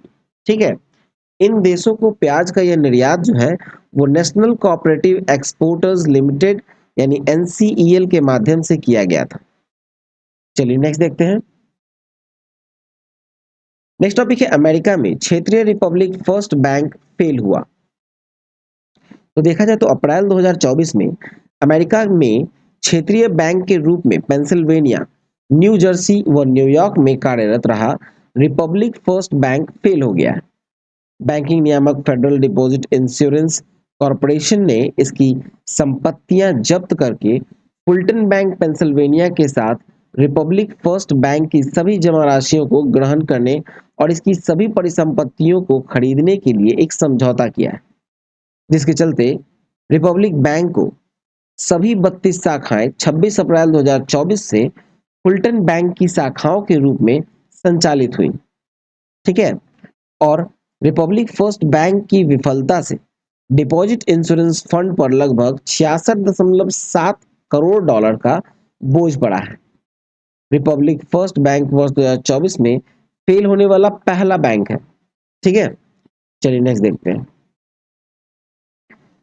नेक्स्ट है खान मंत्रालय के अनुसार देश में 2023-24 में लौह अयस्क, चूना पत्थर और प्राइमरी एल्यूमिनियम का रिकॉर्ड उत्पादन। तो देखिए 3 मई को खान मंत्रालय की ताजा आंकड़ों के अनुसार वित्तीय वर्ष 2023-24 में देश में खनिज उत्पादन में 7.5% की वृद्धि पूर्व वर्ष की तुलना में की गई और विज्ञप्ति में बताया गया है कि लौह अयस्क का उत्पादन में भारत जो है वो विश्व में चौथा स्थान पर है, जो कि वर्ष 2023-24 में देश में लौह अयस्क उत्पादन 227 मिलियन मीट्रिक टन था। चूना पत्थर यानी लाइमस्टोन के उत्पादन में भारत का विश्व में तीसरा स्थान है। वर्ष 2023-24 में चूना पत्थर का उत्पादन जो है वो 450 मिलियन टन था, जो कि 2022-23 की तुलना में 10.7% अधिक है। और एल्यूमिनियम के उत्पादन में भारत का विश्व में दूसरा स्थान है। वर्ष 2023-24 में रिकॉर्ड उत्पादन 41.5 लाख टन रहा, जो कि पिछले वर्ष की तुलना में प्राइमरी एल्यूमिनियम के उत्पादन में 2.1% वृद्धि दर्शाता है। ठीक है, चलिए नेक्स्ट देखते हैं। नेक्स्ट टॉपिक है 2023-24 में देश में रिकॉर्ड संख्या में नई कंपनियों का पंजीकरण। तो देखा जाए तो वित्तीय वर्ष 2023-24 में देश में कुल 1,85,312 नई कंपनियों का पंजीकरण हुआ, जो किसी एक वर्ष में पंजीकृत होने वाली कंपनियों की अब तक की सर्वोच्च संख्या है। पूर्व वित्तीय वर्ष 2022-23 की तुलना में लगभग 15% अधिक है। 2023-24 के दौरान पंजीकृत सीमित दायित्व वाली साझेदारी यानी लिमिटेड लायबिलिटी पार्टनरशिप वाली जो कंपनियां हैं, संख्या है 58,990, जो कि पूर्व वर्ष 2022-23 में 36,249 थी। वर्ष 2023-24 में नई कंपनियों का जो सर्वाधिक पंजीकरण हुआ वो हुआ महाराष्ट्र में 17.6%। ठीक है, दूसरे स्थान पर रहा उत्तर प्रदेश 11.1%, तीसरे स्थान पर रहा दिल्ली 9.2%। ठीक है, देखिए जम्मू कश्मीर में भी 1433 नई कंपनियों का पंजीयन किया गया, जो वहां कारोबारी गतिविधियों में तेजी का प्रतीक है। सबसे अधिक 49,241 नई कंपनियों का पंजीयन समुदाय, निजी और अन्य एवं सामाजिक सेवा के लिए हुआ है। ठीक है, समुदाय, निजी और सामाजिक सेवा के लिए। चलिए नेक्स्ट देखें। नेक्स्ट इसमें कि कारोबारी सेवा के लिए 27,853। तो मैन्युफैक्चरिंग क्षेत्र में 27,193 नई कंपनी पंजीकृत हुई। वर्तमान में देश में 16,91,495 पंजीकृत कंपनियां काम कर रही हैं और 9,31,644 पंजीकृत कंपनियों बंद पड़ी। चलिए नेक्स्ट देखें। नेक्स्ट है भारत में राष्ट्रीयकृत बैंकों के शुद्ध लाभ में वृद्धि। देखा जाए तो वर्ष 2023-24 में सार्वजनिक क्षेत्र के बैंकों के शुद्ध लाभ में 35% से अधिक की वृद्धि हुई है और संदर्भित वर्ष में इनका लाभ जो है 1,41,203 करोड़। प्रतिशत वृद्धि के रूप में लाभ को देखा जाए तो 2023-24 में सर्वाधिक 228% की वृद्धि पंजाब नेशनल बैंक के लाभ में है। ठीक है, 228% का वृद्धि कहाँ है? तो पंजाब नेशनल बैंक में। सार्वजनिक क्षेत्र के इन बैंक में से केवल पंजाब एंड सिंध बैंक के शुद्ध लाभ में गिरावट दर्ज की गई है। देखा जाए आंकड़ों को तो एसबीआई जो बड़ा सार्वजनिक बैंक है उसमें पहला आपको एसबीआई है जो कि 2023-24 में 61,077, ठीक है, 61,077 करोड़ रुपए का इसमें दिखाया गया है शुद्ध लाभ। फिर आपको बैंक ऑफ बड़ौदा दूसरे स्थान पे 17,778 करोड़ रुपए शुद्ध लाभ। ये पूरा लिस्ट आपको दिया गया है जिसमें इकलौता आपको पंजाब एंड सिंध बैंक है जो कि 595 करोड़ रुपए का शुद्ध लाभ रहा जो कि पिछले वर्ष की तुलना में माइनस में है। ठीक है, चलिए नेक्स्ट देखते हैं। नेक्स्ट है भारत में 2024 में आर्थिक वृद्धि के पूर्वानुमान में संयुक्त राष्ट्र रिपोर्ट में वृद्धि। तो देखा जाए तो मई 2024 में संयुक्त राष्ट्र संघ के आर्थिक विश्लेषण डिवीजन में भी 2024 में भारत में आर्थिक वृद्धि के संबंध में अपने पूर्वानुमान में वृद्धि बताया।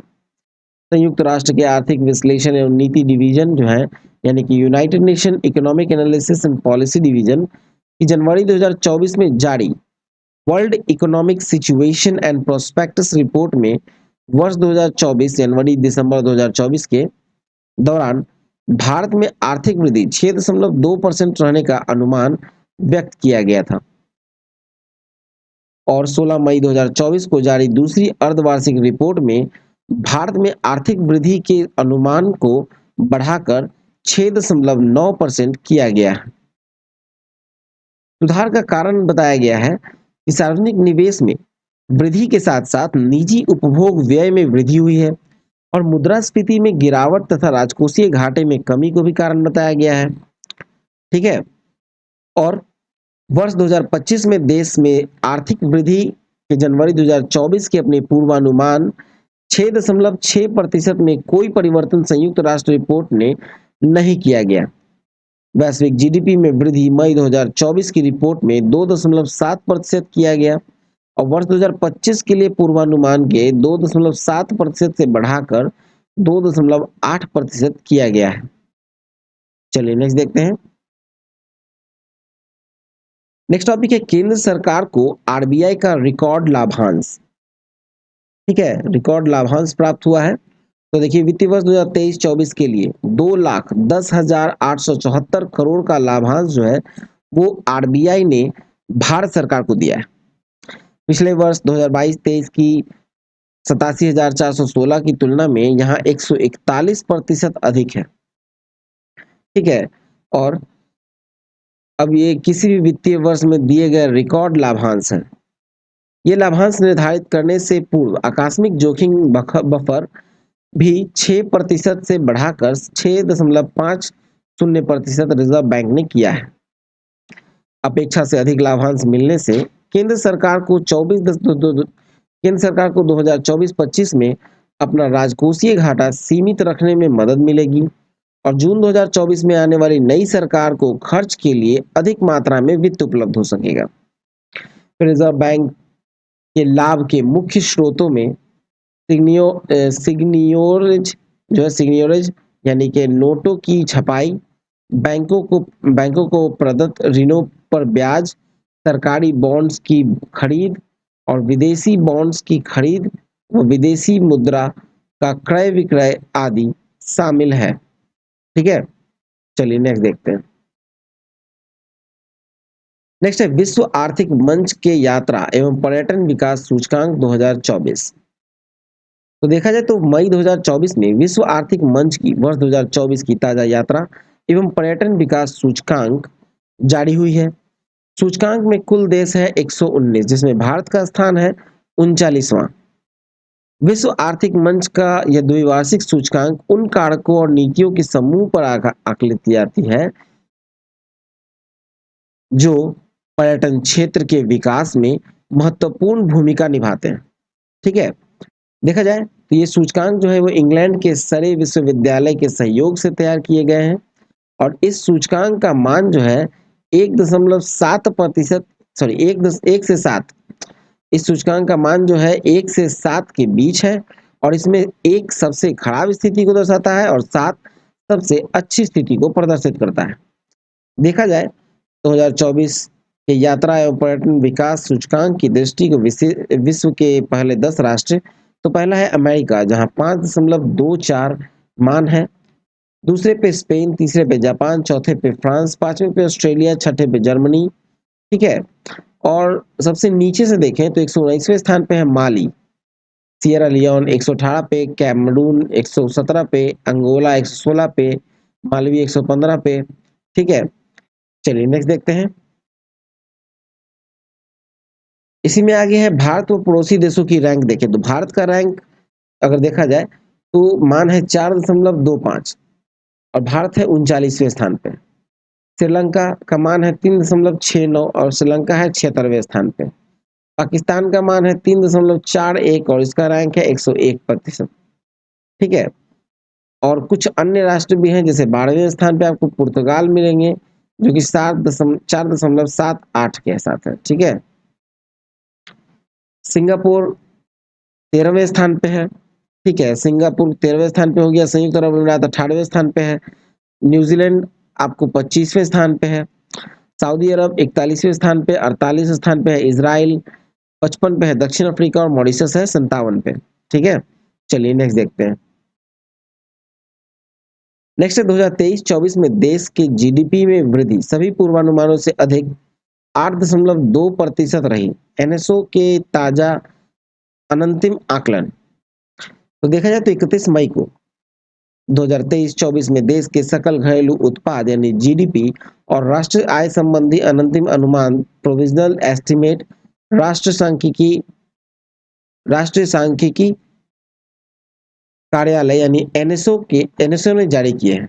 ठीक है, देखा जाए तो इस वित्तीय वर्ष में जीडीपी में वृद्धि जो है वो 8.2% अनुमानित की गई है। जो कि देखा जाए यहाँ पर तो वर्ष 2023-24 और 2023-24 की राष्ट्रीय आय से संबंधित प्रमुख आंकड़े दिखाए गए। ठीक है, 2022-23 29 फरवरी 2024 के दूसरे संशोधित आकलन और 2023-24 जो कि 31 मई 2024 तक का आकलन है। तो मूल कीमतों पर मूल्यवर्धन जो है वो है 158.74 lakh crore GVA eight basic price पे। उत्पादन पर निवल कर अगर देखा जाए यानी नेट टैक्सेस ऑन प्रोडक्शन पे देखें तो ये आता है आपको 15.08 23-24 में आ गया 15.08 लाख करोड़, जो कि प्रतिशत में है 19.1%। ठीक है, जीडीपी अगर देखें तो 173.82 लाख करोड़ है जो कि आपको 8.2% है। ठीक है, एनएनआई यानी शुद्ध राष्ट्रीय आय net national income 148.91 lakh crore है और प्रतिशत में 8.3%। प्रति व्यक्ति आय यानी प्रति व्यक्ति आय अगर देखें तो 99,404 लाख करोड़ है। ठीक है, ये 2022-23 का है और 23 में ये बढ़कर हो गया 23-24 में 1,06,774 यानी कि 7.4% की वृद्धि। ठीक है, और प्रचलित मूल्यों पर देखा जाए करंट प्राइसेस पर तो मूल कीमतों का मूल्यवर्धन अगर करेंगे तो 267.62 होना चाहिए। ठीक है, जो कि इसमें भी आपको 8.5% की वृद्धि दिखाई गई है। ठीक है, ये था करंट प्राइसेस पर है।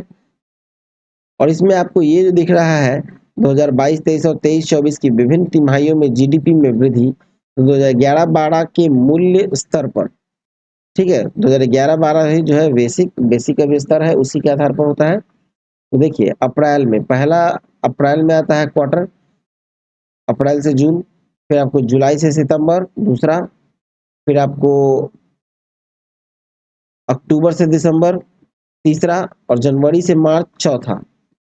पूरे वित्तीय वर्ष के लिए अंतिम मूल्य जो आपको देखा जाए 2023-24 में, तो वो 8.2% है।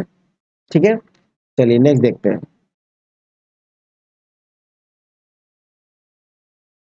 इसी में आगे है कि अर्थव्यवस्था के विभिन्न उत्पादक क्षेत्रों में जीवीए में वृद्धि 2011-12 के स्थिर मूल्य के आधार पर प्रतिशत में देखें तो वृद्धि, तो प्राथमिक क्षेत्र यानी प्राइमरी सेक्टर में कौन कौन आता है, तो कृषि, वानिकी, मत्स्यिकी, एग्रीकल्चर, फॉरेस्ट्री एंड फिशिंग। ठीक है, और ये जो है आपको 1.4% है अनुमानित। फिर आपको खनन उत्खनन यानी माइनिंग एंड क्वेरिंग में आपको 7.1%। फिर आपको विनिर्माणी यानी मैन्युफैक्चरिंग में 9%, 9.7%। ठीक है, ये लिस्ट आपको दे दिया जाएगा पीडीएफ में। चलिए आगे बढ़ते हैं क्योंकि वीडियो लंबा हो रहा है। फिर है सार्वजनिक क्षेत्र की इरेडा, इरेडा लिमिटेड को नवरत्न कंपनी का दर्जा। तो देखिए अप्रैल 2024 में ऊर्जा के नवीकरणीय स्रोत और ऊर्जा संरक्षण से संबंधित जो परियोजनाओं को वित्तीय सहायता और अन्य सेवाएं उपलब्ध कराने वाली जो सार्वजनिक क्षेत्र की कंपनी है, भारतीय नवीकरणीय ऊर्जा विकास एजेंसी लिमिटेड, जिसको कहा जाए तो Indian renewable energy development agency है, जिसका फुल फॉर्म शॉर्ट फॉर्म है इरेडा, उसको नवरत्न कंपनी का दर्जा सरकार ने प्रदान कर दिया है। और देखा जाए तो इरेडा को नवरत्न का दर्जा प्रदान करने से देश में नवरत्न कंपनियों की संख्या जो है वो अब 17 हो गई थी। ठीक है, और सभी सूची को अगर हम लोग देखें तो ये जो आपको है ये नवरत्न कंपनी है कुल 17। Bharat electronics limited, container corporation of India limited यानी कॉनकोर, इंजीनियर्स इंडिया लिमिटेड, फिर हिंदुस्तान एरोनॉटिक्स लिमिटेड, महानगर टेलीफोन निगम लिमिटेड, ठीक है, नेशनल एल्यूमिनियम कंपनी लिमिटेड। ये आपको 17 जो है, जो 17वां है इरेडा लिमिटेड, इन सबको मिल गया है नवरत्न कंपनी का दर्जा। और 13 ऐसी कंपनियां हैं, 13 कंपनी है जहां महारत्न कंपनी का दर्जा प्राप्त है। इसमें आपको भारत हैवी इलेक्ट्रिकल्स लिमिटेड है, भेल, और फिर आपको भारत पेट्रोलियम कॉर्पोरेशन लिमिटेड है, कोल इंडिया लिमिटेड हो गया, गेल इंडिया लिमिटेड हो गया, हिंदुस्तान पेट्रोलियम कॉर्पोरेशन लिमिटेड हो गया, फिर इंडियन ऑयल कॉर्पोरेशन लिमिटेड हो गया। ठीक है, कुल यहाँ आपको 13 ऐसी कंपनियां हैं, 13 कंपनी, जहां पर आपको इन तीनों 13 को महारत्न कंपनी का दर्जा प्राप्त है। ठीक है, ये भी लिस्ट आपको पीडीएफ में दे दिया जाएगा। तो चलिए नेक्स्ट देखते हैं। अब मूव करते हैं अपॉइंटमेंट्स की ओर, जहां पहला है कि भारत में चीन के नए राजदूत नियुक्त हुए। ये है वह सू फी होंग।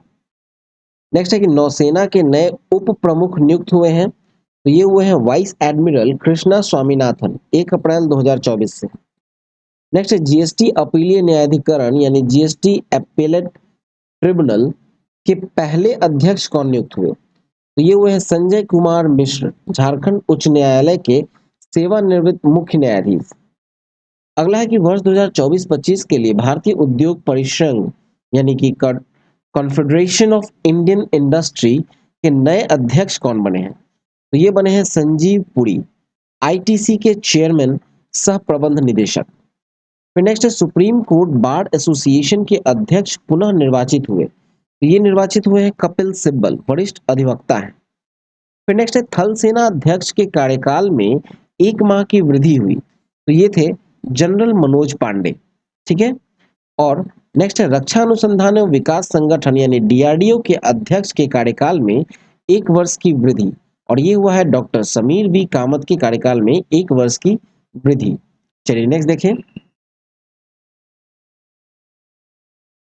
अब आते हैं विविध की ओर, विविध में पहला है कि पश्चिम बंगाल के तटीय क्षेत्रों में चक्रवाती तूफान रेमेल रेमेल का कहर। तो बंगाल की खाड़ी से उठा गंभीर चक्रवाती तूफान रेमल पश्चिम बंगाल और बांग्लादेश के तटीय क्षेत्रों में से 26 मई को टकराया। तूफानी हवाओं और तीव्र वर्षा से पश्चिम बंगाल के उत्तर और दक्षिण 24 परगना व मेदिनीपुर जिलों में भारी नुकसान पहुंचाया। लगभग 2 लाख लोगों को प्रभावित तटीय इलाकों से हटाकर सुरक्षित स्थानों पर पहुंचाया गया।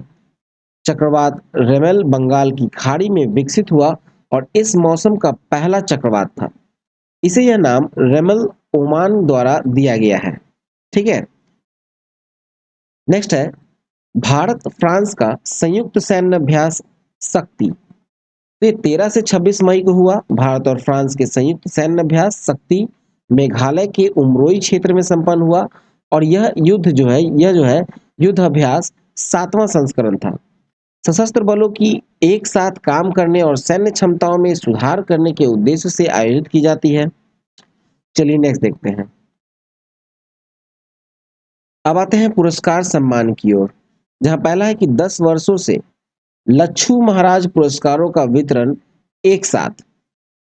तो 27 अप्रैल 2024 को 10 वर्षों के पुरस्कार एक साथ प्रदान करने की घोषणा पंडित लच्छू महाराज बैले फाउंडेशन ने की है। 31 अगस्त 2024 को 10 प्रतिष्ठित कलाकारों को पंडित लच्छू महाराज पुरस्कार का वितरण लखनऊ में पंडित लच्छू महाराज जन्मोत्सव समारोह में किया जाएगा। कोविड-19 वर्ष 2020 के लिए किसी को यह पुरस्कार नहीं दिया गया है। ठीक है, चलिए नेक्स्ट देखते हैं। इसमें है जो कि पुरस्कृत जो 10 लोग हैं 10 वर्षों के लिए, तो देखा जाए तो उमा शर्मा नई दिल्ली के हैं, कथक में दिया गया है इसको वर्ष 2015 का। फिर रमा वैद्यनाथन नई दिल्ली के हैं, कथक में इन्हें भी दिया गया है 2016 का। उमा डोगरा जयपुर के हैं, कथक में दिया गया है 2017 का। हेमा मालिनी मुंबई की हैं, कथक में दिया गया है और फिल्म अभिनेत्री हैं 2018 का। सायरा बानो मुंबई की हैं, कथक और फिल्म अभिनेत्री में दिया गया है 2019 का। फिर संध्या पुरेचा मुंबई अध्यक्ष संगीत नाटक अकेडमी के हैं, भरतनाट्यम प्रतिपादक में दिया गया है 2018 का। 2020 का नहीं दिया गया है कोविड-19 के कारण। और डॉक्टर मालविका मित्रा कोलकाता के हैं, उन्हें कथक में दिया गया है 2021 का। फिर प्राची शाह मुंबई की हैं, कथक फिल्म अभिनेत्री 2022 का दिया गया है। असीम बंधु भट्टाचार्य मुंबई को में दिया गया है, कथक में दिया गया है 2023 का। और 2024 में दिया गया है पंडित राजेंद्र गंगानी जयपुर के हैं, कथक में दिया गया है 2024 का। चलिए नेक्स्ट टॉपिक देखते हैं। अगला टॉपिक है पुलित्जर पुरस्कार 2024। तो देखा जाए तो 6 मई को पत्रकारिता और साहित्य, ड्रामा और संगीत आदि क्षेत्रों में अमेरिका के वर्ष 2024 के पुलित्जर पुरस्कारों की घोषणा कोलंबिया विश्वविद्यालय के द्वारा की गई। पुरस्कारों की पूरी सूची देखा जाए तो पत्रकारिता और जनसेवा जिसे पब्लिक सर्विस कहा जाए तो वो दिया गया है कैलिफोर्निया के प्रो पब्लिका के पत्रकार को। ब्रेकिंग न्यूज रिपोर्टिंग में दिया गया है लुकआउट सांता क्रूज के स्टाफ को। इन्वेस्टिगेटिव रिपोर्टिंग में दिया गया है न्यूयॉर्क टाइम्स की हन्ना ड्रेयर को। फिर एक्सप्लेनेटरी रिपोर्टिंग में दिया गया है न्यूयॉर्क की सारा स्टिलमैन को। लोकल रिपोर्टिंग में दिया गया है सिटी ब्यूरो की सारा कॉनवे तथा इनविजिबल इंस्टीट्यूट की ट्रीना रेनॉल्ड्स टायलर को। नेशनल रिपोर्टिंग में दिया गया है राइटर्स का स्टाफ और वॉशिंगटन पोस्ट का स्टाफ को। फिर आपको द इंटरनेशनल रिपोर्टिंग में दिया गया है न्यूयॉर्क टाइम्स के स्टाफ को। ऑडियो रिपोर्टिंग में इनविजिबल इंस्टीट्यूट के स्टाफ को दिया गया है। ठीक है, और फीचर राइटिंग में दिया गया है आपको न्यूयॉर्क टाइम्स की केटी एंजल हार्ट को।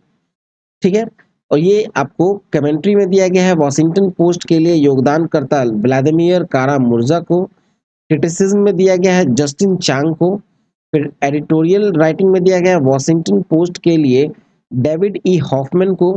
फिर एडिटोरियल कार्टूनिंग में दिया गया है इस वर्ष किसी को नहीं दिया गया है। फिर ब्रेकिंग न्यूज फोटोग्राफी में देखा जाए तो ये दिया गया है राइटर्स का फोटोग्राफर स्टाफ को। फिर फीचर्स फोटोग्राफी में दिया गया है एसोसिएटेड प्रेस का फोटोग्राफी स्टाफ को। ठीक है, अब आते हैं पुस्तक, ड्रामा और संगीत में। तो फिक्शन के लिए दिया गया है नाइट वॉच को जो कि जेन एनी फिलिप्स फिर हिस्ट्री में दिया गया है आपको जैकलिन जोन्स द्वारा लिखित no right to an honest living, the struggles of Boston's black workers in the civil war era. ठीक है। ड्रामा में दिया गया है प्राइमरी ट्रस्ट को, जो कि एबोनी बूथ को दिया गया है। ठीक है। बायोग्राफी में दिया गया है किंग अ द्वारा लाइफ से जॉनथन इग, तथा master slave husband wife an epic journey from celebrity to freedom. Next है मेमोयर अथवा ऑटोबायोग्राफी। इसमें दिया गया है Liliana's invincible summer, a sister's search for justice by Cristina Rivera को। पोएट्री में दिया गया है त्रिपास पोएम्स को, जो कि बाय बैंडन सॉम को। जनरल नॉन फिक्शन में दिया गया a day in a life of Abed Salam Anthony of Jerusalem tragedy by Nathan Thrall. संगीत में दिया गया है अडागियो को for Wadada Leo Smith by Tyshawn Sorey. 23 श्रेणियों में दिए जाने वाले जो पुलित्जर पुरस्कार में से 15,000 की राशि दिया जाता है पुरस्कार के स्वरूप, और जन सेवा यानी पब्लिक सर्विस के पुरस्कार के तहत स्वर्ण पदक भी दिया जाता है। ठीक है। चलिए नेक्स्ट देखें। नेक्स्ट है freedom of the city of London पुरस्कार। यह पुरस्कार मई माह में लंदन में यूके एशियन फिल्म महोत्सव समारोह में प्रदान किया गया। विजेता रही शबाना आजमी, भारतीय सिनेमा में उल्लेखनीय योगदान और महिला अधिकारों के प्रति सजगता के लिए। शबाना आजमी को सर्वश्रेष्ठ अभिनेत्री के रूप में 5 राष्ट्रीय पुरस्कार और 6 फिल्म फेयर पुरस्कार जीत चुकी हैं। नेक्स्ट है गुइलेर्मो कैनो विश्व प्रेस स्वतंत्रता पुरस्कार 2024। तो 2 मई 2024 को विश्व प्रेस स्वतंत्रता दिवस की पूर्व संध्या पर चिली में सैंटियागो में एक समारोह में प्रदान किया गया। गाजा युद्ध कवर कर रहे फिलिस्तीनी पत्रकारों को उनकी साहसपूर्ण पत्रकारिता के लिए यूनेस्को ने पत्रकारिता के क्षेत्र का वर्ष 2024 का गुइलेर्मो कैनो विश्व प्रेस स्वतंत्रता पुरस्कार प्रदान किया। पुरस्कार राशि है $25,000। ठीक है। चलिए नेक्स्ट देखें। नेक्स्ट है आईमा। आईमा यानी ऑल इंडिया मैनेजमेंट एसोसिएशन के मैनेजिंग इंडिया अवार्ड 2024। तो 23 अप्रैल को ऑल इंडिया मैनेजमेंट एसोसिएशन यानी आईमा के उद्योग व्यापार जगत की वर्ष 2024 की 14वीं मैनेजिंग इंडिया अवार्ड का वितरण उपराष्ट्रपति श्री जगदीप धनखड़ के हाथों नई दिल्ली में एक समारोह में किया गया। यह पुरस्कार निम्नलिखित उद्यमियों कंपनियों को प्रदान किए गए। लाइफ टाइम कंट्रीब्यूशन अवार्ड दिया गया है Onkar Kanwar, chairman Apollo tyres limited को। Business leaders of the year दिया गया संजीव पुरी को, सीएमडी आईटीसी के हैं। Lifetime contribution to media दिया गया है एन राम, पूर्व प्रधान संपादक हैं द हिंदू के। आउटस्टैंडिंग इंस्टीट्यूशंस बिल्डर ये दिया गया है एमबी पारिक, चेयरमैन है पिड लाइफ इंडस्ट्रीज के। Transformation business leaders of the year दिया गया है गोपाल विट्ठल को, जो कि एमडी एंड सीईओ हैं भारती एयरटेल के। Emerging business leader of the year दिया गया है आशीष भरत राम को, जो कि चेयरमैन सह प्रबंधक निदेशक हैं एसआरएफ लिमिटेड के। और डायरेक्टर ऑफ द ईयर दिया गया है करण जौहर को, सॉरी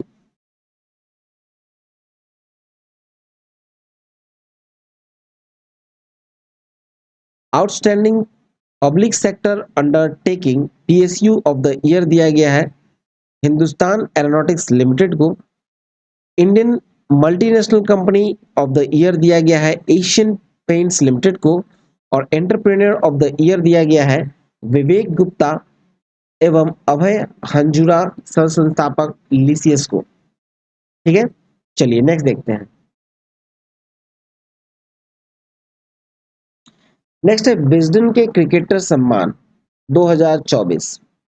वर्ष 2024 के 161वें संस्करण की पुरस्कारों के लिए खिलाड़ियों को चुना गया। विजडन के वर्ष 2024 के संस्करण में निम्नलिखित पुरस्कार दिए गए हैं, जिसमें पुरुष कैटेगरी में पैट कमिंस को दिया गया है, जो कि ऑस्ट्रेलिया के हैं। महिला कैटेगरी में नताली सीवर ब्रंट को दिया गया है, जो कि इंग्लैंड के हैं। विजडन ट्रॉफी, जो कि पिछले वर्ष किसी टेस्ट मैच में विशेष प्रदर्शन करने वाले पुरुष या महिला क्रिकेटर को दी जाने वाली ट्रॉफी है, वो दी गया है ट्रेविस हेड को, जो कि ऑस्ट्रेलिया के हैं। विश्व टेस्ट चैंपियनशिप 2023 में भारत के विरुद्ध फाइनल मैच में 174 गेंद पर 163 रन बनाने के लिए दिया गया। ठीक है, और देखा जाए तो leading T20 cricketer in the world दिया गया है हेले मैथ्यूज को, वेस्ट इंडीज की महिला क्रिकेटर। ठीक है, विजडन के वर्ष के 5 क्रिकेटर जो हैं उसमें आपको मिशेल स्टार्क है ऑस्ट्रेलिया के, उस्मान ख्वाजा ऑस्ट्रेलिया के, हैरी बुक इंग्लैंड के, मार्क वुड इंग्लैंड के और एस्ले गार्डनर ऑस्ट्रेलिया के। ठीक है, चलिए नेक्स्ट देखते हैं। नेक्स्ट है विश्व स्वास्थ्य संगठन का नेल्सन मंडेला पुरस्कार। तो राष्ट्रीय मानसिक स्वास्थ्य एवं तंत्रिका विज्ञान संस्थान यानी national institute of mental health and neuro sciences NIMHANS जो है वो बेंगलुरु को दिया गया वर्ष 2024 के नेल्सन मंडेला पुरस्कार विश्व स्वास्थ्य संगठन से सम्मानित किया गया। ठीक है, देखा जाए तो 31 मई 2024 को संस्थान की ओर से निमहंस की निदेशक डॉक्टर प्रतिभा मूर्ति ने विश्व स्वास्थ्य संगठन का यह पुरस्कार जिनेवा में 77वीं विश्व स्वास्थ्य असेंबली में ग्रहण किया। निमहंस के साथ ही बोत्सवाना के तंबाकू निषेध तंत्र के संस्थापक एवं कार्यकारी निदेशक प्रोफेसर बोंटल मबोंगवे को भी वर्ष 2024 का यह पुरस्कार दिया गया है। ठीक है, चलिए नेक्स्ट है कान फिल्म महोत्सव 2024 के पुरस्कार। तो 14 से 25 मई को फ्रांस के प्रतिष्ठित 77वां कांस फिल्म महोत्सव संपन्न हुआ। भारत के 2 फिल्म निर्माता, एक अभिनेत्री और एक सिनेमेटोग्राफर इस प्रतिष्ठित फिल्मोत्सव में पुरस्कार जीतने में सफल रहे। महोत्सव के प्रतियोगिता खंड के प्रमुख पुरस्कार देखें तो सर्वश्रेष्ठ फिल्म का पाम डी ओर जो दिया गया वो एनोडा को दिया गया। निर्देशक थे सीन बेकर। ग्रैंड प्रिक्स पुरस्कार दिया गया है पायल कपाड़िया को, जो कि film All We Imagine as Light को दिया गया। सर्वश्रेष्ठ अभिनेता चुने गए हैं जेस प्लेमोन्स, फिल्म है काइंड्स ऑफ काइंडनेस। सर्वश्रेष्ठ अभिनेत्री है Zoe Saldana, Adriana Paz, Karla Sofia और सेलेना गोम्स, फिल्म है एमिलिया पेरेज को। सर्वश्रेष्ठ निर्देशक रहे मिगुएल गोम्स, फिल्म है ग्रैंड टूर्स। ज्यूरी का पुरस्कार दिया गया फिल्म एमिलिया पेरोज को। सर्वश्रेष्ठ पटकथा है कैथोलिक फॉर गीत द सेंटेंस को। कैमरा डी ओर अरमंद को दिया गया है। निर्देशक हैं हल्फदान उलमान, नॉर्वे की है। मानद पाम डी ओर दिया गया है मैरिल स्ट्रिप, स्टूडियो गिबली और जॉर्ज लुकास को। चलिए नेक्स्ट देखें। नेक्स्ट है अंतरराष्ट्रीय बुकर पुरस्कार 2024।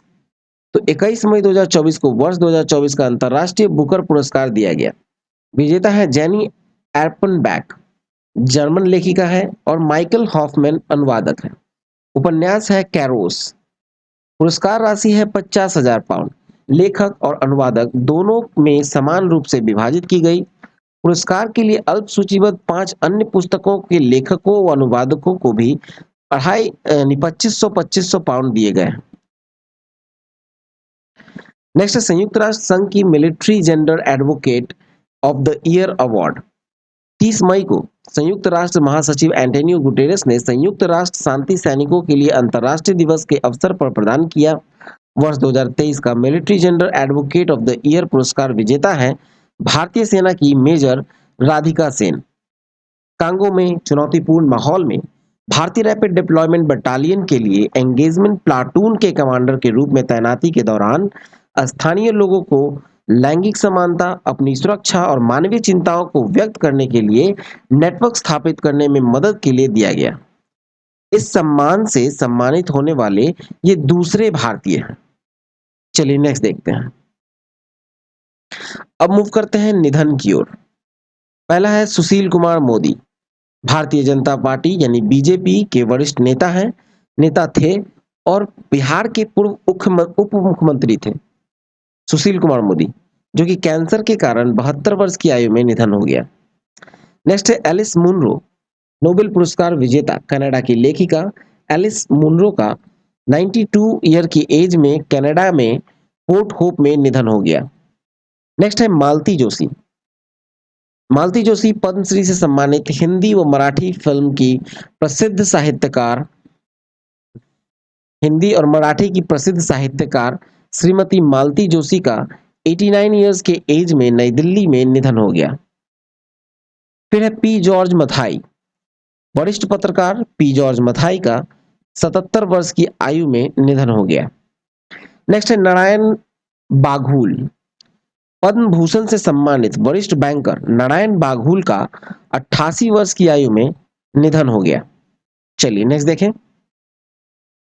नेक्स्ट है गोपाल कृष्ण गोस्वामी। इस्कॉन के सबसे वरिष्ठ सन्यासियों में से एक तथा इस्कॉन इंडिया की गवर्निंग काउंसिल के अध्यक्ष संत गोपाल कृष्ण गोस्वामी का 79 वर्ष की आयु में बाथरूम में फिसलने से उन्हें चोट लगने से निधन हो गया। नेक्स्ट है वर्गीज कोसी। शतरंज के प्रसिद्ध प्रशिक्षक रहे अंतरराष्ट्रीय मास्टर्स वर्गीज कोसी का 66 वर्ष की आयु में निधन हो गया। नेक्स्ट है सुरजीत पातर, जो कि पद्मश्री से सम्मानित पंजाब के प्रसिद्ध साहित्यकार एवं पंजाबी कवि सुरजीत पातर का लुधियाना में निधन हो गया।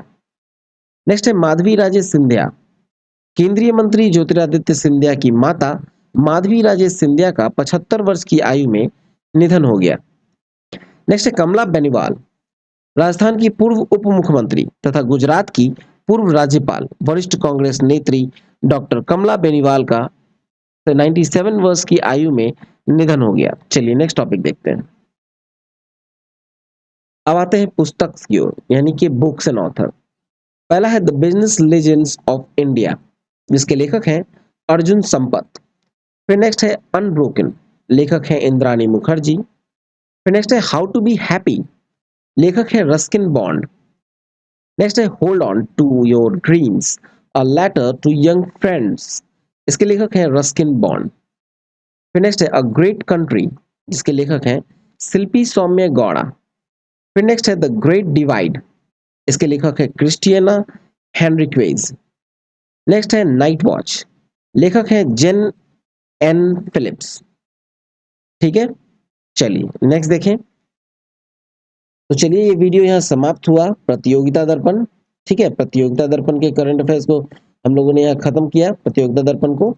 और ये था जुलाई का एडिशन, जुलाई 2024। वीडियो अच्छा लगा हो तो लाइक जरूर कीजिएगा, दोस्तों में शेयर कीजिए, कमेंट करके बताइए वीडियो कैसा लगा। हमें अच्छा लगता है जब आप कमेंट करके हमसे बताते हैं। और अगर चैनल को सब्सक्राइब नहीं किया है तो सब्सक्राइब कर नोटिफिकेशन बेल को जरूर दबा लीजिएगा। ठीक है, नोटिफिकेशन बेल को जरूर दबाइएगा। और हाँ, online study centre .in website पर जाकर आप PDF डाउनलोड कर सकते हैं। ठीक है, या फिर डिस्क्रिप्शन में भी आपको लिंक दे दिया गया है PDF का, डिस्क्रिप्शन में। और टेलीग्राम पे भी आपको लिंक दे दिया गया है, जिसका लिंक आपको डिस्क्रिप्शन में मिलेगा, तो टेलीग्राम चैनल को जरूर ज्वाइन करें। मिलते हैं नेक्स्ट वीडियो में। जय हिंद, जय भारत।